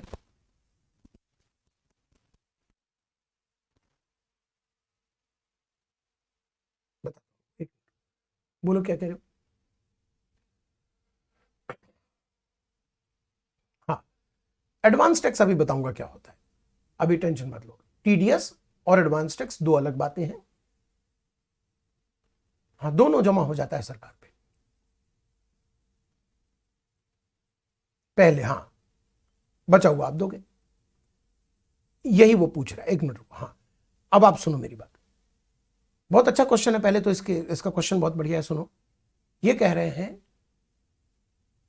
कि अगर मेरा भविष्य में टैक्स नहीं निकला, मान लीजिए मेरी टैक्स लायबिलिटी सर 5,60 नहीं निकल के 3,00,000 2,80,000 निकलती, मान लीजिए ये 5,60 नहीं निकलता, 2,80 निकलती, तो मैं तो डूब गया सर। 1,00,000 टीडीएस कट चुका है, 3,00,000 मैंने दे दिया एडवांस टैक्स, तो मुझे और तो टैक्स नहीं देना, लेकिन मेरे तो एक्स्ट्रा टैक्स चले गए।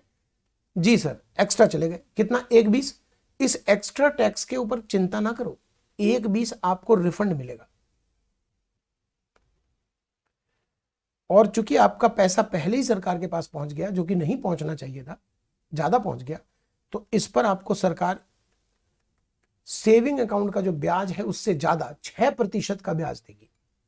सेविंग अकाउंट का 6% थोड़ी होता है, आपको 6% का ब्याज मिलेगा सालाना। देखा, अच्छी चीज है। फिलहाल अभी मैटर पे आते हैं।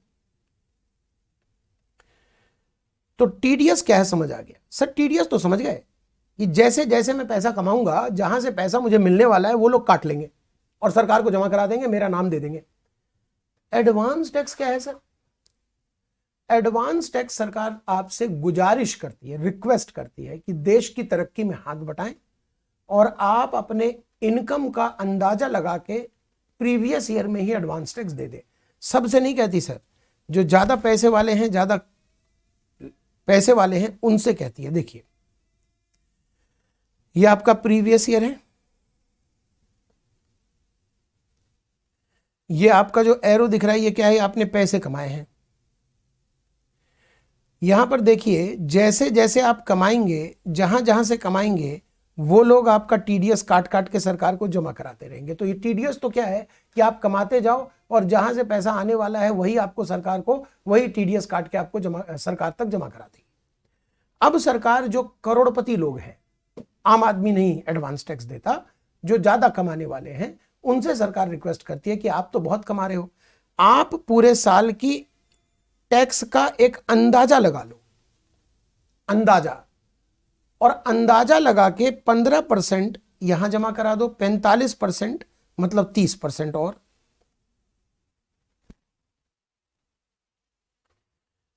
30% और 25%। मान लो आपने अंदाजा लगाया कि पूरे साल में आपकी 6,00,000 रुपए का आपका टैक्स बनता है। आपने अंदाजा लगाया, अंदाजा, भाई अभी प्रीवियस ईयर खत्म ही नहीं हुआ है तो अंदाजा ही तो लगेगा।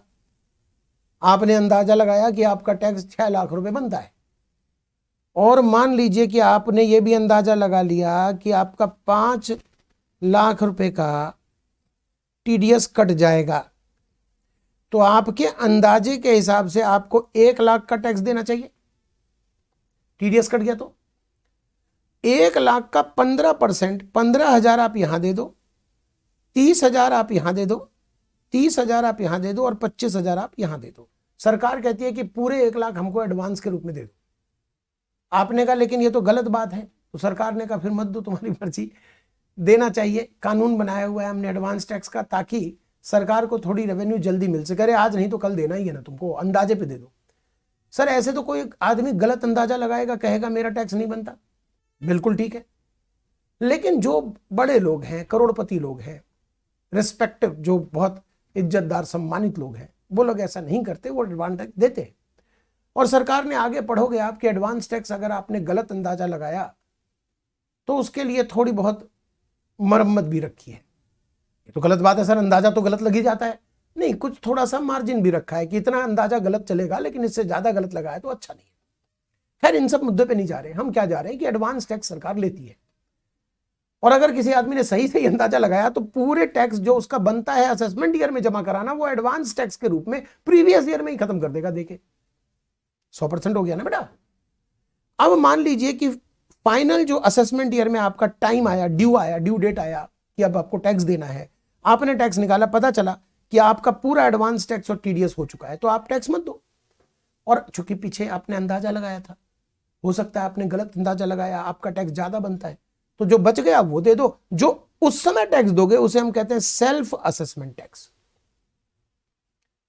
सेल्फ असेसमेंट टैक्स का मतलब होता है 5,60,000। अभी 5,60,000 नहीं दिखाया था तुमको क्या? ये देखो, हे भगवान, ये दिखाया था ना 5,60। तो यहां देखो क्या लिखा हुआ है। सेल्फ असेसमेंट टैक्स का मतलब होता है 5,60,000 minus TDS minus TCS, sorry TDS minus advance tax. तो अब मुझे बताइए, यहां पर जो मैं आपसे कह रहा हूं कि आप 1,60,000 मुझे दे देना, चूंकि आप 1 लाख टीडीएस दे चुके हो, 3 लाख एडवांस टैक्स दे चुके हो, तो 1,60 और दे देना। इसको कहा गया है सेल्फ असेसमेंट टैक्स। जो टैक्स आप फाइनली पे करोगे टीडीएस और एडवांस टैक्स के माइनस करने के बाद, जो आपका टैक्स ड्यू होगा वो कहलाएगा आपका सेल्फ असेसमेंट टैक्स। मैं अभी ये पढ़ा रहा हूं आपको।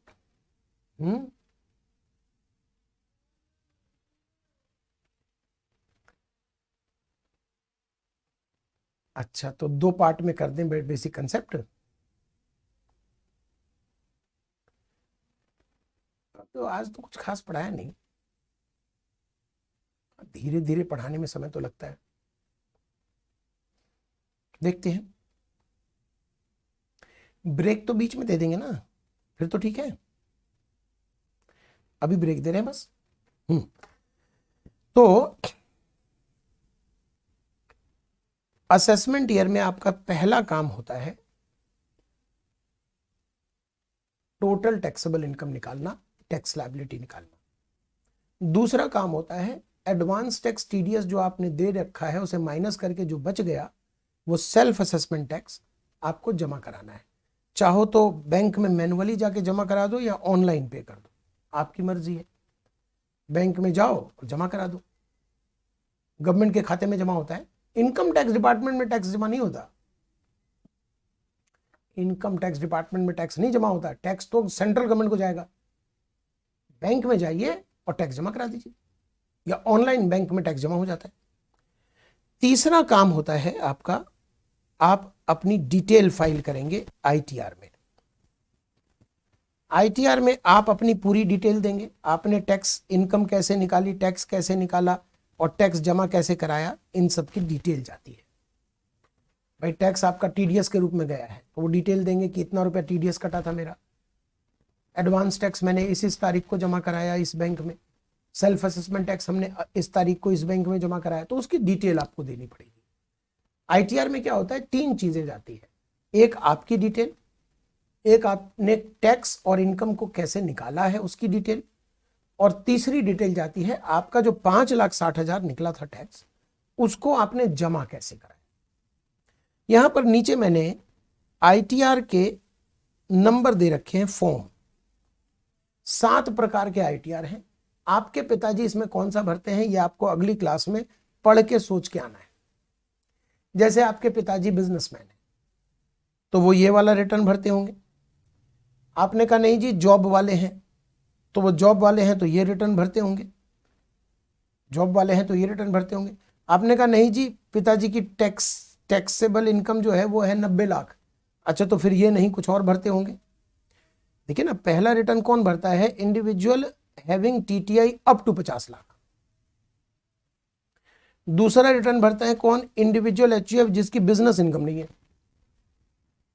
इंडिविजुअल एचयूएफ जिसकी बिजनेस इनकम है ना। ये एक रेफरेंस है दोस्तों, इसको नहीं भी पढ़ेंगे अभी तो चलेगा, क्योंकि जब आईटीआर पढ़ेंगे चैप्टर तब आपको इसकी डिटेल जरूरत पड़ेगी। मेरा काम है आज आपको उतना पढ़ा दूं कि बस मजा सा आ जाए। मजा सा आ जाए मतलब पूरे सिलेबस का हर हिस्सा समझ लो। आपको आईटीआर का चैप्टर पढ़ना है, आपको टीडीएस का चैप्टर पढ़ना है, आपको एडवांस टैक्स का चैप्टर पढ़ना है। इस हिस्से से तो ये समझ आया? बोलो, टीडीएस किसे कहते हैं, लिखा हुआ है कि कुछ इनकम पे कुछ पेमेंट पे पेयर को कहा गया है कि आप टैक्स काट लेना। ये आप नहीं भी पढ़ो तो चलेगा, ये सब क्यों पढ़ना, ये रेफरेंस है। ये हर एक चैप्टर है जो आप पढ़ोगे डिटेल में कि टीडीएस किसे कहते हैं, डिटेल में पढ़ोगे टीडीएस किसे कहते हैं, सेल्फ असेसमेंट टैक्स किसे कहते हैं, एडवांस टैक्स किसे कहते हैं, in detail. Get it my point? Okay, चलिए अब एक काम करते हैं, आप 5 मिनट का ब्रेक ले लीजिए, आपको सब तसल्ली हो जाएगी। अभी आपको लग रहा है हैवीनेस, हैवी है नहीं, 1-1.5 घंटा हुआ है अभी, तो 5 मिनट के ब्रेक, लंबी लंबी सांसें ले लीजिए और 5 मिनट के अंदर दोबारा से हम शुरू करते हैं। 1 घंटे भी नहीं, मैक्सिमम 30-40 मिनट का काम बचा है, बहुत जल्दी से हो जाएगा। डन?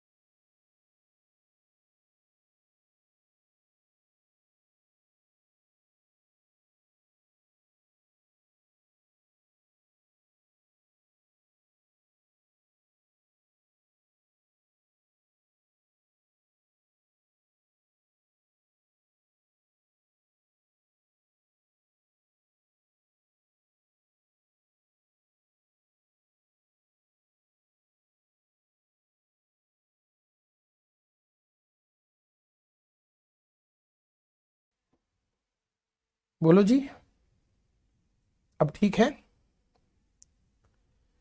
तुमसे पहले वाले बच्चे, पुराने बच्चे, लास्ट ईयर तक तो मैंने 2 सवा 2 ढाई घंटे की क्लास तो रखी थी।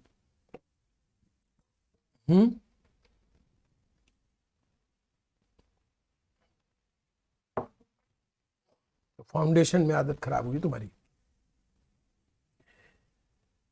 हाँ आओ, बस जल्दी हो जाएगा जी। मुश्किल वाला हिस्सा अभी करा दिया, आसान वाला बता रहा हूं। देखो, सबसे पहले हम ये देखें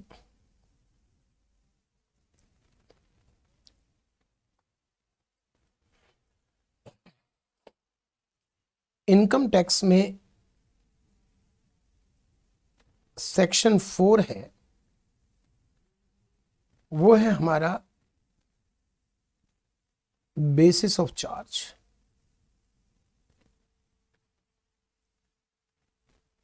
वो है हमारा चार्जिंग सेक्शन। समझ लीजिए कि सेक्शन 4 ही कहता है कि टैक्स देना है, और फिर हम पूरा सिलेबस पढ़ते हैं। सेक्शन 4 के वजह से ही पूरा सिलेबस पढ़ते हैं। सेक्शन 4 में लिखा है कि हर असेसमेंट ईयर के लिए पर्सन के प्रीवियस ईयर की टोटल इनकम पर टैक्स देना पड़ेगा। सेक्शन 4 को अगर हम ऑपरेशनल तरीके से पढ़ें, रिसर्च करें, ऑपरेशन करें, इसका चीर फाड़ कर दें, तो सेक्शन 4 कहता है कि हर व्यक्ति के प्रीवियस ईयर की टोटल इनकम पर सरकार के बताए हुए रेट से असेसमेंट ईयर के लिए टैक्स देना पड़ेगा। Tax shall be charged for every assessment year at the rate prescribed, जो सरकार रेट बताएगी टैक्स का, ऑन टोटल इनकम ऑफ, यहां पर टोटल इनकम का मतलब बोलिए, आप ही बुद्धि लगाइए। टोटल इनकम मतलब टैक्सेबल इनकम या रियल इनकम? टैक्सेबल इनकम या रियल इनकम? Taxable income.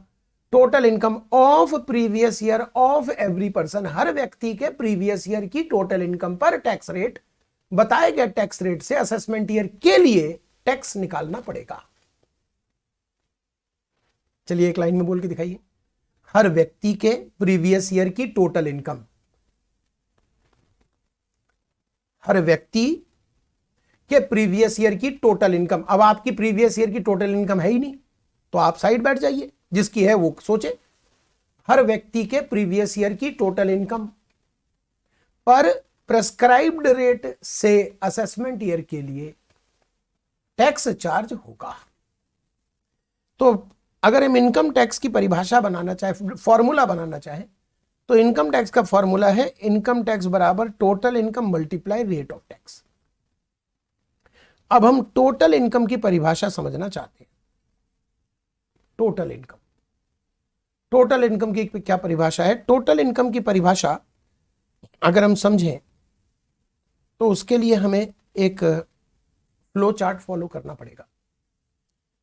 मान लीजिए यहां पर मैं एक आदमी खड़े कर देता हूं, राम, और मान लीजिए ये हम राम का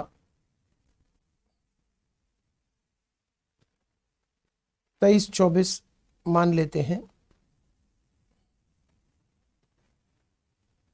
रेलिवेंट प्रीवियस ईयर।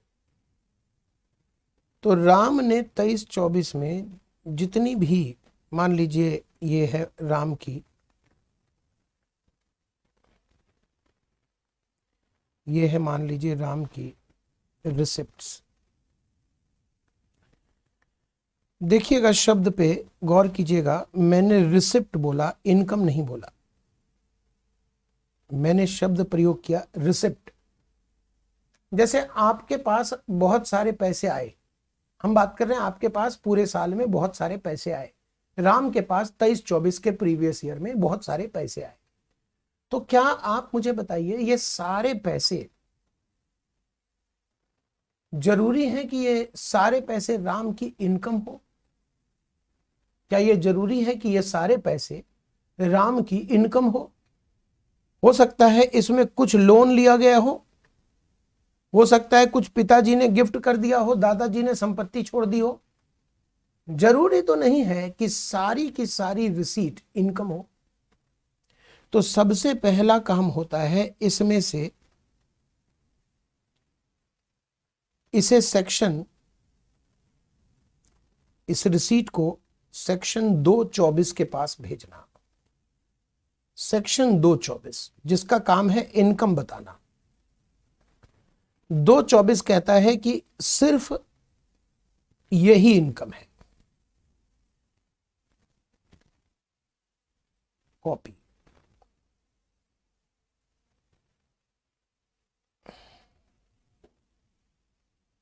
पेस्ट, वापस यहां रख देता हूं। 224 रिसीट में से इनकम छांट लेता है और जो छोड़ देता है उस पर उसे टैक्स देने की जरूरत नहीं है राम को, वो इनकम ही नहीं है। तो जितनी भी रिसीट है उसे पहले 224 के पास ले जाइए, वो तुमको इसमें से छांट के बता देगा कि इतनी इनकम है, और बाकी इनकम नहीं मानते, बाकी कोई इनकम नहीं मानते, इतनी ही इनकम मानते हैं। ये भी बात खत्म हो गई। अच्छा, अब आगे की कहानी, स्टेप नंबर नेक्स्ट। 224 इन सब को सेक्शन 5 के पास भेजता है। सेक्शन 5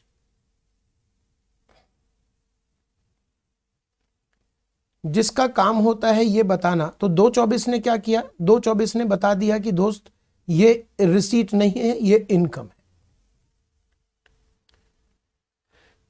एक आम आदमी कहेगा पूरे साल में इतने पैसे हमने प्राप्त किए, अब ये पैसे टैक्सेबल हैं कि नहीं, इनकम है कि नहीं, वो हमें नहीं पता। तो रिसीट को आप 224 के पास लेकर गए। 224 ने कहा कि देखिए इनमें से कुछ तो इनकम है और कुछ इनकम ही नहीं है, उसे छोड़ दीजिए। अब 224 ने जितनों को इनकम बताया, 224 का सिर्फ इतना काम था, 224 का रोल सिर्फ इतना था कि वो बताए कि ये इनकम है और ये इनकम नहीं है। अब 224 ने जिसे इनकम माना उसे सेक्शन 5 के ऊपर फेंक दिया कि भैया अब तुम जानो। रैली रेस होता है ना, हमने पकड़ा दिया सेक्शन 5 को कि आगे की लड़ाई तुम्हारी, हम तो सिर्फ ये जानते हैं कि ये इनकम है, टैक्स लेना नहीं लेना वो हमको नहीं पता, हम सेक्शन 5 के हैंडओवर करके आ गए। सेक्शन 5 का काम है कि वो बताए कि कितनी इनकम टैक्सेबल है इंडिया में। भाई ये भी तो हो सकता है कि राम जो है नाम का राम हो, अमेरिका का निवासी हो, दादाजी इंडिया के थे इसलिए नाम राम रख दिया, तो अमेरिका का रहने वाला है, उसने ये सारी इनकम अमेरिका में कमाई है। तो 224 कह भी दे कि ये इनकम है तो क्या कर लीजिएगा, एक अमेरिकन आदमी के अमेरिकन इनकम पे इंडिया में थोड़ी टैक्स ले लीजिएगा। तो सेक्शन 5 के पास जब ये फेंका जाएगा तो सेक्शन 5 कहेगा भैया इसमें से कुछ भी टैक्सेबल नहीं है इंडिया में। ये भी हो सकता है कि राम इंडिया का ही रहने वाला हो और राम के पास जो ये इनकम है, ये कुछ इनकम इंडिया में कमाई हो, कुछ इनकम विदेश में कमाई हो, लेकिन चूंकि तुम यहां के रहने वाले हो तो दोनों इनकम पे तुमको इंडिया में टैक्स देना पड़ेगा। हो सकता है कि राम अमेरिका का रहने वाला हो और इसमें से कुछ इनकम इंडिया से आया हो, तो उस कुछ पे तो टैक्स देगा इंडिया में भाई।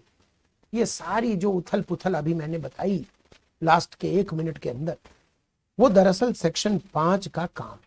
सेक्शन 5 का रोल है ये बताना कि जो भी 224 ने इनकम आइडेंटिफाई किया है उनमें से इंडिया में कितना टैक्स है। और 25 अकेले नहीं बता पाएगा, इसकी मदद करने के लिए है सेक्शन 6, इसकी मदद करने के लिए है सेक्शन 7, इसकी मदद करने के लिए है सेक्शन 9 और 2 देश के बीच का अग्रीमेंट DTAA। ये क्या होता है सर? जैसे मान लीजिए एक इनकम है जो राम इंडिया का रहने वाला है और राम ने एक इनकम है जो अमेरिका में कमाया। वो गया था 30-40 दिन के लिए, वहां कुछ कमा के आया वो, तो हमारी सरकार राम से कहेगी कि चूंकि तू यहां का रहने वाला है तो तू तो यहां पे टैक्स दे, चूंकि तू यहां का रहने वाला है तो तू तो यहां टैक्स दे। अमेरिकन गवर्नमेंट कहेगी कि चूंकि तूने वहां कमाया है तो वहां टैक्स दे। तो एक इनकम अमेरिका वाली दोनों जगह टैक्सेबल हो गई, तो राम तो मर जाएगा, एक इनकम पे 2 देश टैक्स ले रहा है, बचेगा क्या उसके पास? तो जब भी कभी एक इनकम 2 देशों में टैक्सेबल हो जाए, या मान लीजिए कोई नॉन रेजिडेंट है बाहर का और इंडिया में आया, कुछ दिनों के लिए रहा, कुछ इनकम इंडिया में भी उसकी आ गई, हमारी सरकार कह रही है कि हमें तो इस पर टैक्स चाहिए। वो कहता है मैं तो दूसरे देश का हूं, वो देश टैक्स ले रहा है, आप क्यों ले रहे हो टैक्स? तो एक इनकम फिर से 2 देश में टैक्सेबल हो गया। जब भी कभी ऐसी परिस्थिति बनती है कि एक इनकम दो देशों में टैक्सेबल हो जाए, तो ऐसे में ये लीजिए, तो जब भी कभी ऐसी परिस्थिति बन जाती है कि एक इनकम दो देशों में टैक्सेबल हो जाए, तो ऐसे में दोनों देश के बीच एक अनुबंध होता है, एक अग्रीमेंट होता है, उसे कहते हैं डबल टैक्सेशन अवॉइडेंस अग्रीमेंट। इस अग्रीमेंट के अंतर्गत दोनों देश समझौता करती है कि आप टैक्स मत लेना, हम टैक्स लेंगे, या हम नहीं लेंगे, आप लीजिएगा, कुछ इस तरह की बातें, उसको कहते हैं डबल टैक्सेशन अवॉइडेंस एग्रीमेंट। एक बार मेरे साथ बोलिएगा, DTAA का पूरा नाम डबल DTAA, बोलो, डबल टैक्सेशन अवॉइडेंस। क्या बोलोगे? Double taxation avoidance agreement, DTAA। ठीक है, तो सेक्शन 5 का काम है कि इन सब चीजों को पढ़ के अंत में निचोड़ कर हमें बता दे कि कितनी इनकम है भैया जिस पे इंडिया में टैक्स लगेगा। सेक्शन 6 कहता है कि कोई भी इंडिया का रेजिडेंट कब माना जाता है, कब नॉन रेजिडेंट माना जाता है। सेक्शन 7 और 9 कहता है कौन कौन सी इनकम इंडिया में टैक्सेबल होगी। तो ये सब आपको नहीं जानना अभी सेक्शन 5 मेन रोल में है, ये लोग सपोर्टिव है। और इवन आपको DTAA तो मैं आपको बता दूं कि कोर्स में ही नहीं है आपके, लेकिन नॉलेज वाइज थोड़ा सा एक इंट्रोडक्शन होना चाहिए। मैंने आपको वचन दिया था ना, बेसिक कंसेप्ट पढ़ने के बाद आप एकदम एक्सपर्ट जैसा फील करोगे, एक ही क्लास में एक्सपर्ट। तो सेक्शन 5, लेकिन हां, तब जब आप इन सब को रटो, घर जाके सब रटना पड़ेगा। तो सेक्शन 5 का काम है कि जो भी इनकम उसको फेंका गया है उसके ऊपर कि भैया तुम देख लो, उसमें से वो तय कर ले कि कितनी इनकम इंडिया में टैक्सेबल है। मान लीजिए उसने इनमें से थोड़ी सी इनकम, मान लीजिए ये,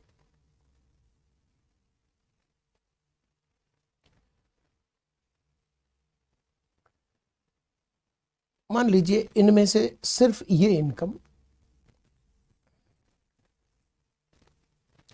कहा कि ये इनकम है जो इंडिया में टैक्सेबल है। अब देखिए सफर कैसे चला। पूरी रिसीट 224 को दे दी गई, 224 ने उसको आउटपुट दिया कि यही सिर्फ इनकम है, बाकी नहीं। जो इनकम है उसे सेक्शन 5 को फिर सौंपा गया। सेक्शन 5 ने कहा कि इसमें से इतनी ही इनकम इंडिया में टैक्सेबल है, बाकी नहीं। ठीक है, अब सेक्शन 5 क्या करेगा? अब सेक्शन 5 का काम है, तैयार है आप? अब सेक्शन 5 का काम है वो जो भी इनकम इंडिया में टैक्सेबल है उसे 245 के पास फेंक देगा, जो टोटल टैक्सेबल इनकम को निकालता है, जिस पे हमें टैक्स लेना है। 245 का काम है, सेक्शन 5 ने जो हैंडओवर किया उसे वो उस मुकाम पे पहुंचाए जिसके ऊपर टैक्स हमें निकालना है। तो 245 से मैंने पूछा भैया तुम कैसे काम करते हो, हमको सिखाओ। तो 245 ने कहा कि मेरे पास तो 5 मशीन है, हम जो भी सेक्शन 5 ने हमको इनकम दी है, ये जो सेक्शन 5 ने हमको इनकम दी है, सेक्शन 5 ने हमें हैंडओवर किया है कि ये टैक्सेबल है इंडिया में, ये वाला, हम इनको 5 में से एक मशीन में डाल देंगे। सबसे पहला काम हमारा यही है कि मशीन में इनकम को डाल दो। चूंकि ये है रियल, चूंकि ये जो हमारे हाथ में आया है सेक्शन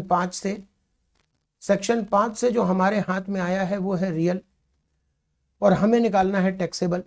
तो टैक्सेबल निकालने के लिए हम पहले मशीन में डाल देंगे। पहली मशीन है सैलरी की, इनमें से जो भी जॉब की इनकम है वो इस मशीन में डाला जाएगा। दूसरा है हाउस प्रॉपर्टी की, जो भी इसमें से इनकम रेंट की है, किराए की है, मकान का किराया है, वो इस मशीन में डाल देंगे। तीसरा है बिजनेस या प्रोफेशन का, अगर इनमें कोई इनकम बिजनेस वाली है तो उसे इस मशीन में डालेंगे। चौथा है कैपिटल गेन का, बोलो क्या है चौथा? कैपिटल गेन का, बोलो क्या है चौथा? कैपिटल गेन का, बोलो पहला क्या है? सैलरी का, बोलो दूसरा क्या है? हाउस प्रॉपर्टी का, बोलो तीसरा क्या है? बिजनेस प्रोफेशन का, चौथा क्या है? कैपिटल गेन का। कैपिटल गेन का मतलब होता है जब आप प्रॉपर्टी बेचकर कमाओ। जब प्रॉपर्टी बेचकर कमाओगे तो उसकी जो इनकम होगी वो नेचर उसका रेवेन्यू नेचर होगा या कैपिटल नेचर होगा, सोच के बताओ। जब आप कोई प्रॉपर्टी बेचते हो, कोई जमीन मकान बेचते हो, ज्वेलरी बेचते हो, कोई पुराना शेयर बेचते हो, डिबेंचर बेचते हो, फ्लैट बेचते हो, तो जो इनकम आपको जनरेट होती है वो रेवेन्यू नेचर की होती है या कैपिटल नेचर की होती है? लॉजिकल बोल रहा हूं मैं, समझ गए मेरी बात? रेवेन्यू नेचर की होती है। तो वो जो रेवेन्यू नेचर की इनकम, बोला जा रहा हूं, सुनने जा रहे हो? तो रेवेन्यू क्यों बोला? मैंने रेवेन्यू बोला तो तुमने हाँ क्यों बोला? अच्छा चलो, तो बताओ, जो फ्लैट, जमीन, ज्वेलरी, शेयर ये सब बेचकर कमाते हो वो कौन से नेचर की इनकम होती है? तो कैपिटल नेचर की जो इनकम है ना बेटा, उसे कैपिटल गेन कहते हैं। और आखिरी है अदर सोर्सेज, जो कहीं भी ना आए। तो बेसिकली रियल से टैक्सेबल में कन्वर्जन से पहले आप इसे मशीन में डालते हो। ये मशीन में जो इनपुट है ना, ये मशीन में जो इनपुट डल रहा है वो रियल डल रहा है। और इस मशीन के अपने सॉफ्टवेयर हैं, सबके अलग अलग सॉफ्टवेयर हैं। अगर आपने इनकम को गलत मशीन में डाल दी तो रिजल्ट गलत आ जाएगा। ये सॉफ्टवेयर है, इनके सॉफ्टवेयर हैं। जैसे सेक्शन 15 के सॉफ्टवेयर, सेक्शन सैलरी में सेक्शन 15, 16, 17 ये सॉफ्टवेयर है। हाउस प्रॉपर्टी में 22 से लेकर 27 तक सेक्शन है, ये सॉफ्टवेयर है। इसमें 28 से लेकर 44 तक है। इसमें 45 से लेकर 55 तक है। इसमें 56 से लेकर 59 तक है। ये सेक्शन नहीं है, ये सॉफ्टवेयर है, समझिए। ये सेक्शन अपने हिसाब से रियल को टैक्सेबल में कन्वर्ट करता है। और इसके बाद जो ये आउट निकलेगा, इसका जो आउट निकलेगा, आउट ये होगा टैक्सेबल सैलरी। अब ये रियल नहीं है, अब टैक्सेबल है। Taxable house property, taxable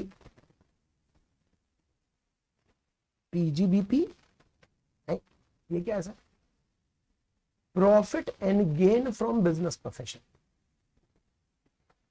taxable बताऊंगा, अभी बताऊंगा। कैपिटल गेन दोबारा से बताऊंगा। और इसे कहते हैं टैक्सेबल आईएफओ।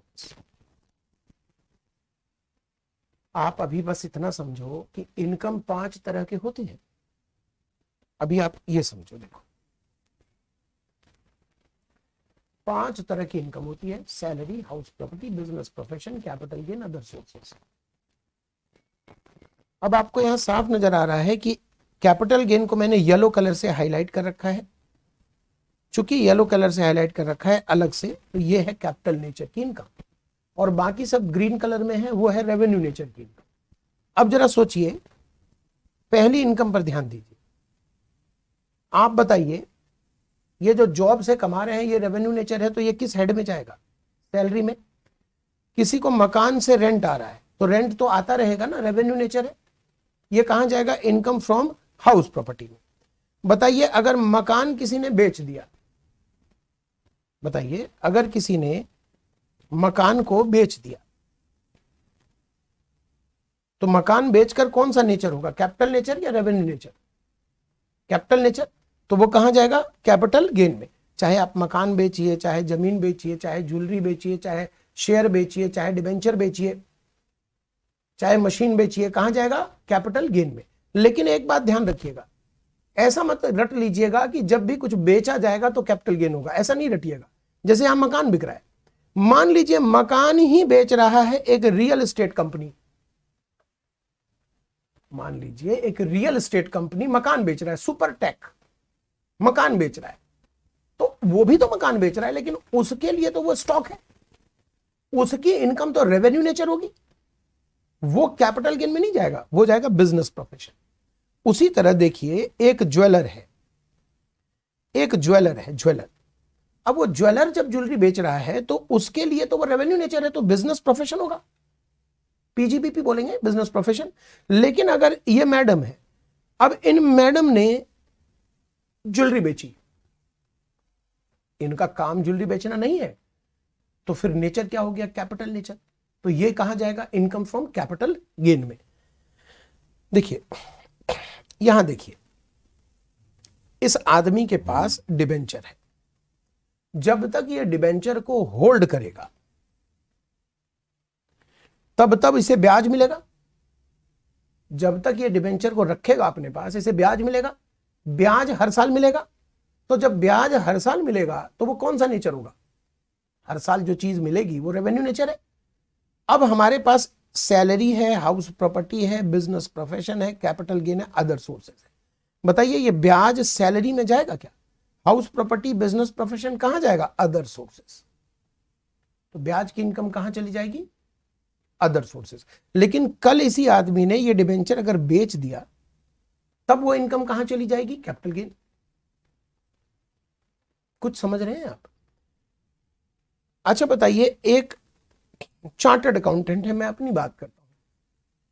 अगर मैं सीए बनने के बाद जॉब करना शुरू कर देता तो मेरी इनकम, भले ही मैं प्रोफेशनल हूं, चार्टर्ड अकाउंटेंट हूं तो मैं प्रोफेशनल हूं, भले ही मैं प्रोफेशनल हूं, लेकिन चूंकि मैं सीए बनने के बाद जॉब कर रहा हूं तो मेरी इनकम सैलरी की इनकम मानी जाएगी, भले ही मैंने प्रोफेशनल काम किया है। लेकिन चूंकि जॉब है, जैसे आप डॉक्टर बन गए और उसके बाद किसी हॉस्पिटल में जॉब कर लिया तो आपकी सैलरी इनकम मानी जाएगी। लेकिन अगर आप प्रैक्टिस करेंगे, जैसे मैं टीचिंग में हूं, प्रैक्टिस में हूं, तब मेरी जो इनकम आएगी वो होगा बिजनेस प्रोफेशन। इसे कहते हैं पीजीबीपी। बता देता हूं इसका पूरा नाम, प्रॉफिट। तुम्हें कैसे पता? डायरेक्ट एंट्री है क्या? कॉलेज में पढ़ा होगा। प्रॉफिट एंड है, देखो पहले कुछ भी पढ़ा है बेटा, जीरो मानकर पढ़ाई शुरू करना है यहां, क्योंकि ये प्रोफेशनल पढ़ाई है। इसमें जरा सा भी बेस खराब हो गया तो गड़बड़ हो जाए।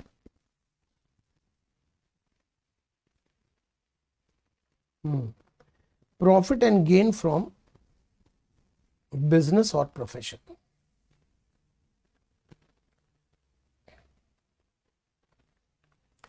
तो बेसिकली मैं आपको यह बताना चाह रहा था कि इनकम का क्लासिफिकेशन होता है और उसके लिए 5 हेड्स बने हैं, जिसको मैं मशीन बार बार बोल रहा था ना, 5 हेड्स बने हैं। Salary, house property, business profession, capital gain, other sources, IFOS। अब वापस आइए जो हम पढ़ रहे थे।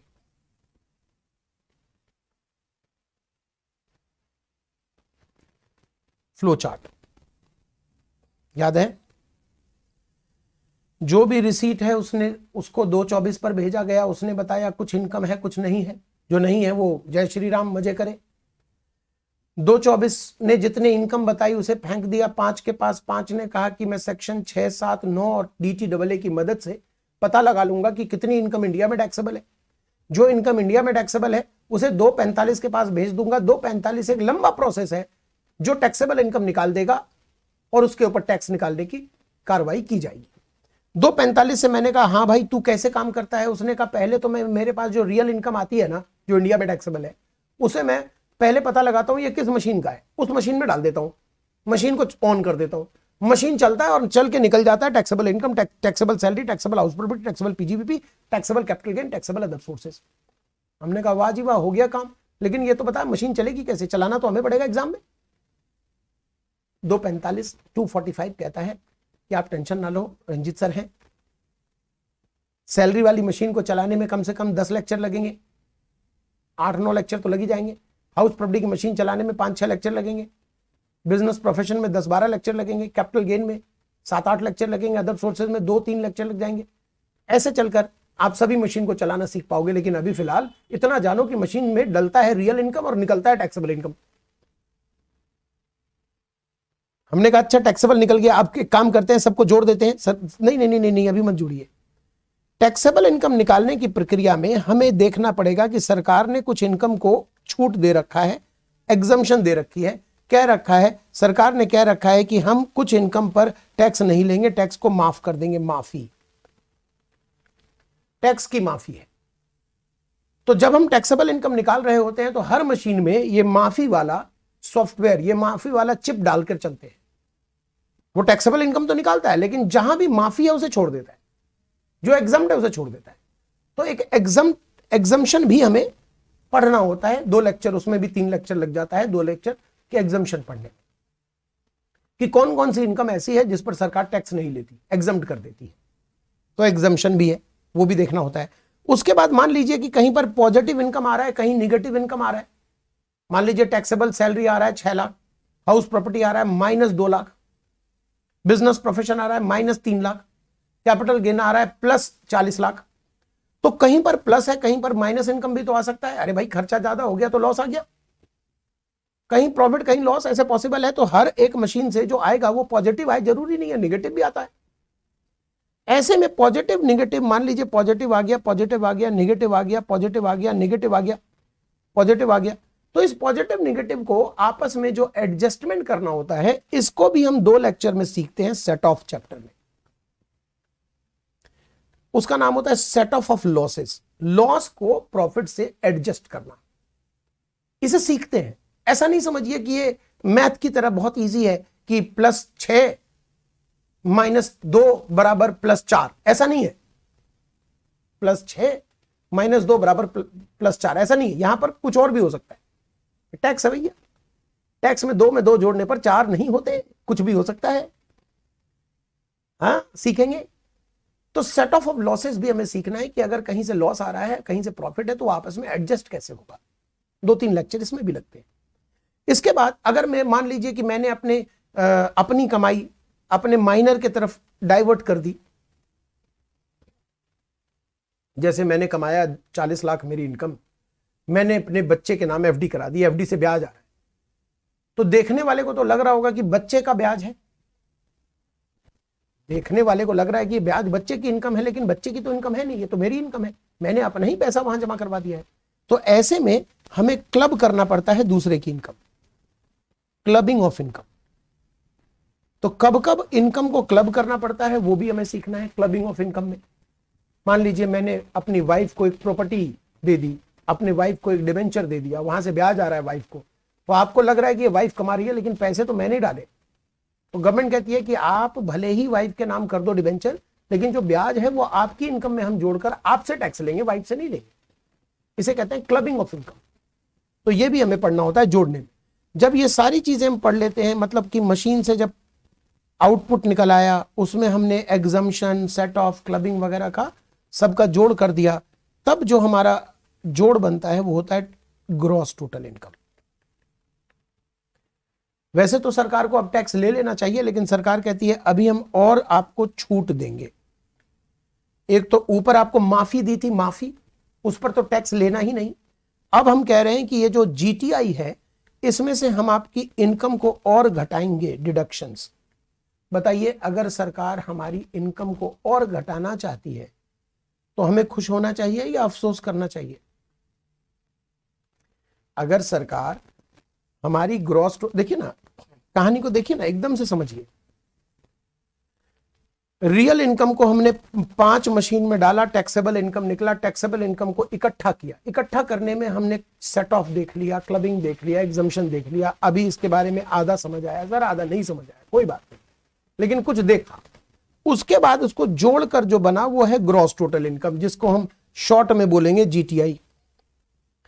अब मुझे यह बता दीजिए कि जीटीआई पर अगर सरकार टैक्स ले लेती तो क्या होता?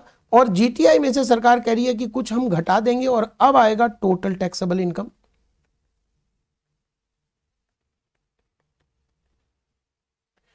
और यही है टोटल टैक्सेबल इनकम, सेक्शन 245 का।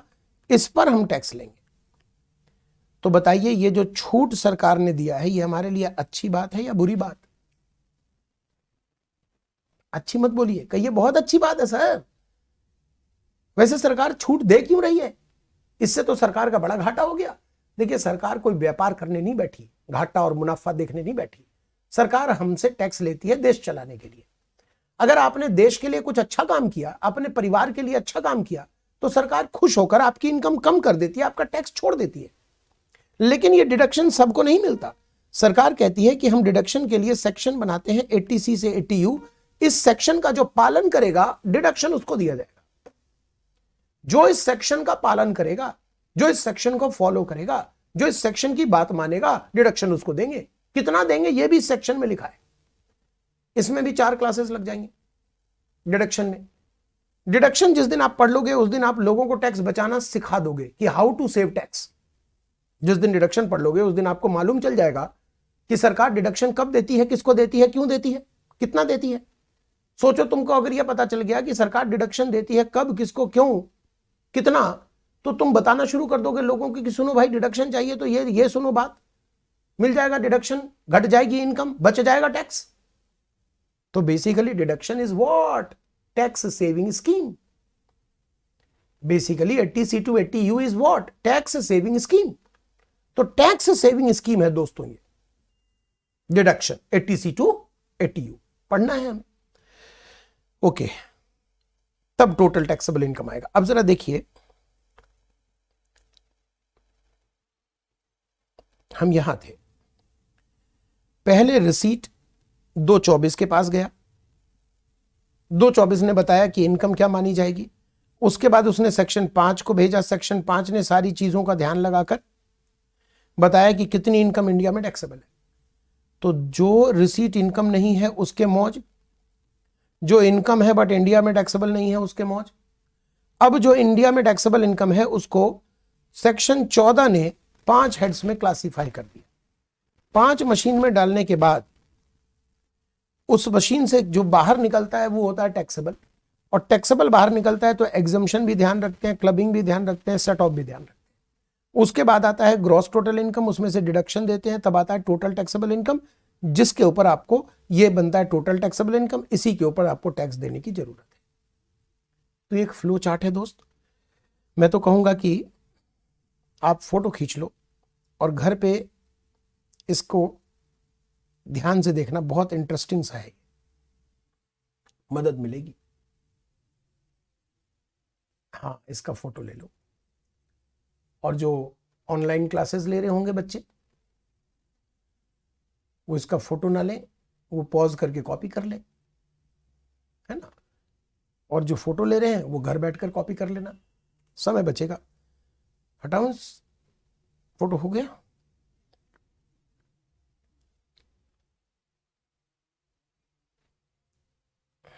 अच्छा, बड़ा कर देता हूं, ले लो, ठीक है। इसकी फोटो ले ली और अब ले लो, डन। यहां पर कुछ और भी चार्ट बने हुए हैं जो आप देख सकते हो। ये चार्ट है, ये आप भी देखकर समझ जाओगे कि प्रीवियस ईयर है। ये यहां पैसा कमाया गया है इन लोगों द्वारा। ये हमारे देश के रेजिडेंट, नॉन रेजिडेंट कुछ भी हो सकते हैं। इनकी इनकम को 5 हेड्स में क्लासिफाई किया है, वहां से जीटीआई तक पहुंचे हैं, फिर डिडक्शन दिया है, फिर टीटीआई तक पहुंचे हैं। इस टीटीआई पर ही आपको टैक्स देना होता है असेसमेंट ईयर में। असेसमेंट ईयर में ये टाइम लिमिट होती है, ये समय है, ड्यू डेट है, जहां आपको समय दिया जाता है कि आप अपनी इनकम को कन्वर्ट करो टैक्सेबल इनकम में और टैक्स निकालना सीखो। टैक्स निकालने के बाद सरकार को टैक्स जमा करा दो। अब ये आप अच्छी तरह जान चुके हैं ब्रेक से पहले कि टैक्स जितना निकलेगा उतना देने की जरूरत नहीं है, उसमें से टीडीएस और एडवांस टैक्स माइनस करना पड़ता है। तो क्या होता है टीडीएस और क्या होता है एडवांस टैक्स, ये आपने पढ़ लिया। इसी चैप्टर के लास्ट में कुछ डेफिनेशंस दिए हुए हैं जो आपको बिल्कुल अभी नहीं पढ़ने, एप्रोप्रिएट चैप्टर में जहां पर इसका यूज होगा वहां पर इसका डायग्राम से मेंशन किया हुआ है डेफिनेशन। इनकम टैक्स में आपने पूछा नहीं वैसे थ्योरी कितनी आती है। देखो, इनकम टैक्स में थ्योरी बहुत ना के बराबर आती है। बहुत ज्यादा खुश होंगे तुमसे तो खुश होके तुम्हें 3, 4, 5 नंबर की थ्योरी पूछ देंगे, बस नहीं पूछते थ्योरी, सारा न्यूमेरिकल होता है। न्यूमेरिकल नहीं हुआ तो प्रैक्टिकल होता है। देखो, दो अलग अलग बातें, एक न्यूमेरिकल और एक प्रैक्टिकल है। न्यूमेरिकल मतलब जहां पर कैलकुलेशन का पार्ट आए, और प्रैक्टिकल का मतलब जहां पर कानून के बारे में सिचुएशन बेस्ड आंसर पूछा जाए कि ऐसा हुआ, राम ने ये काम किया, बताओ क्या होगा। तो it is not called theory, ये तो प्रैक्टिकल। लिखना है थोड़ा लैंग्वेज, लेकिन है प्रैक्टिकल, थ्योरी नहीं है। तो थ्योरी ना के बराबर है, लेकिन जो भी थ्योरी है थोड़ी बहुत, उसकी तैयारी के लिए ये डेफिनेशन काम आता है, तो करेंगे। अभी मैं इसलिए बताना चाह रहा था कि यहां पर कुछ डेफिनेशंस दिए गए हैं, आप ये मत समझना कि ये पेंडिंग है, ये सर ने अभी नहीं कराया। आप समझ लेना कि सर ने सिर्फ ये हमारे बुक में एक रेफरेंस के तौर पर दिया है। जब जब जिस जिस चैप्टर में इसकी जरूरत पड़ेगी इसकी जरूरत हम उस चैप्टर में पूरी कर लेंगे, उसी चैप्टर में इसको पढ़ लेंगे। ये यहां पर सिर्फ रेफरेंस है, तो आप इसको ना पढ़ना और ना समझना कि ये पेंडिंग है, ये हो जाएगा अपने सिलेबस के साथ आगे बढ़ते बढ़ते। हाँ, यहां तक मैं चाहूंगा कि आप इसे अच्छे से याद करके आए। उम्मीद करता हूं पहला चैप्टर जो हम पढ़ेंगे टैक्स रेट का, आपको मैं बता दूं पढ़ाई कैसे करेंगे। मैं तरीका एक छोटा सा चीज और डेमोन्स्ट्रेशन दे दूं। देखिए है क्या, हम लोग अलग ढंग से पढ़ेंगे, दूसरे बच्चों की तरह नहीं। दूसरे बच्चे कैसे पढ़ते हैं वो छोड़ दीजिए। हम सबसे पहले टैक्स रेट निकालना सीखेंगे, यानी पहला चैप्टर जब हमारा शुरू होगा अगली क्लास में कल, तो हम टैक्स रेट सीखेंगे। जब टैक्स रेट सीख लेंगे तब आपको मैं, अच्छा जब टैक्स रेट सीख रहे होंगे तो आपको मैं हर क्वेश्चन में ये गिवन करके दूंगा, कहूंगा टैक्स निकालो।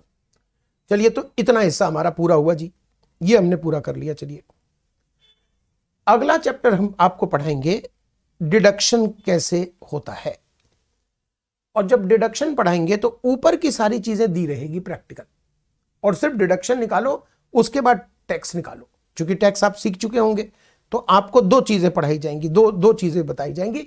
डिडक्शन आपको निकालना है, टैक्स भी आपको निकालना है। ग्रॉस टोटल इनकम तक आपको गिवन होगा, डिडक्शन भी आप निकालो, टैक्स भी आप निकालो। उसके बाद आपको सिखाऊंगा क्लबिंग सेट ऑफ, फिर क्लबिंग सेट ऑफ से रिलेटेड क्वेश्चन सिखाऊंगा, उसके बाद एग्जम्पशन सिखाऊंगा, तब जाकर इस मशीन को चलाना सिखाऊंगा। क्योंकि मशीन को चलाना थोड़ा भारी काम है, उससे पहले ये छोटे छोटे काम जो छिटपुट चीजें हैं वो कंप्लीट कर लोगे तो मजा ये होगा कि एक मशीन को चलाना सिखाऊंगा सैलरी को, तो आप इस मशीन को यहां तक चला लोगे, क्योंकि नीचे आप जानते हो।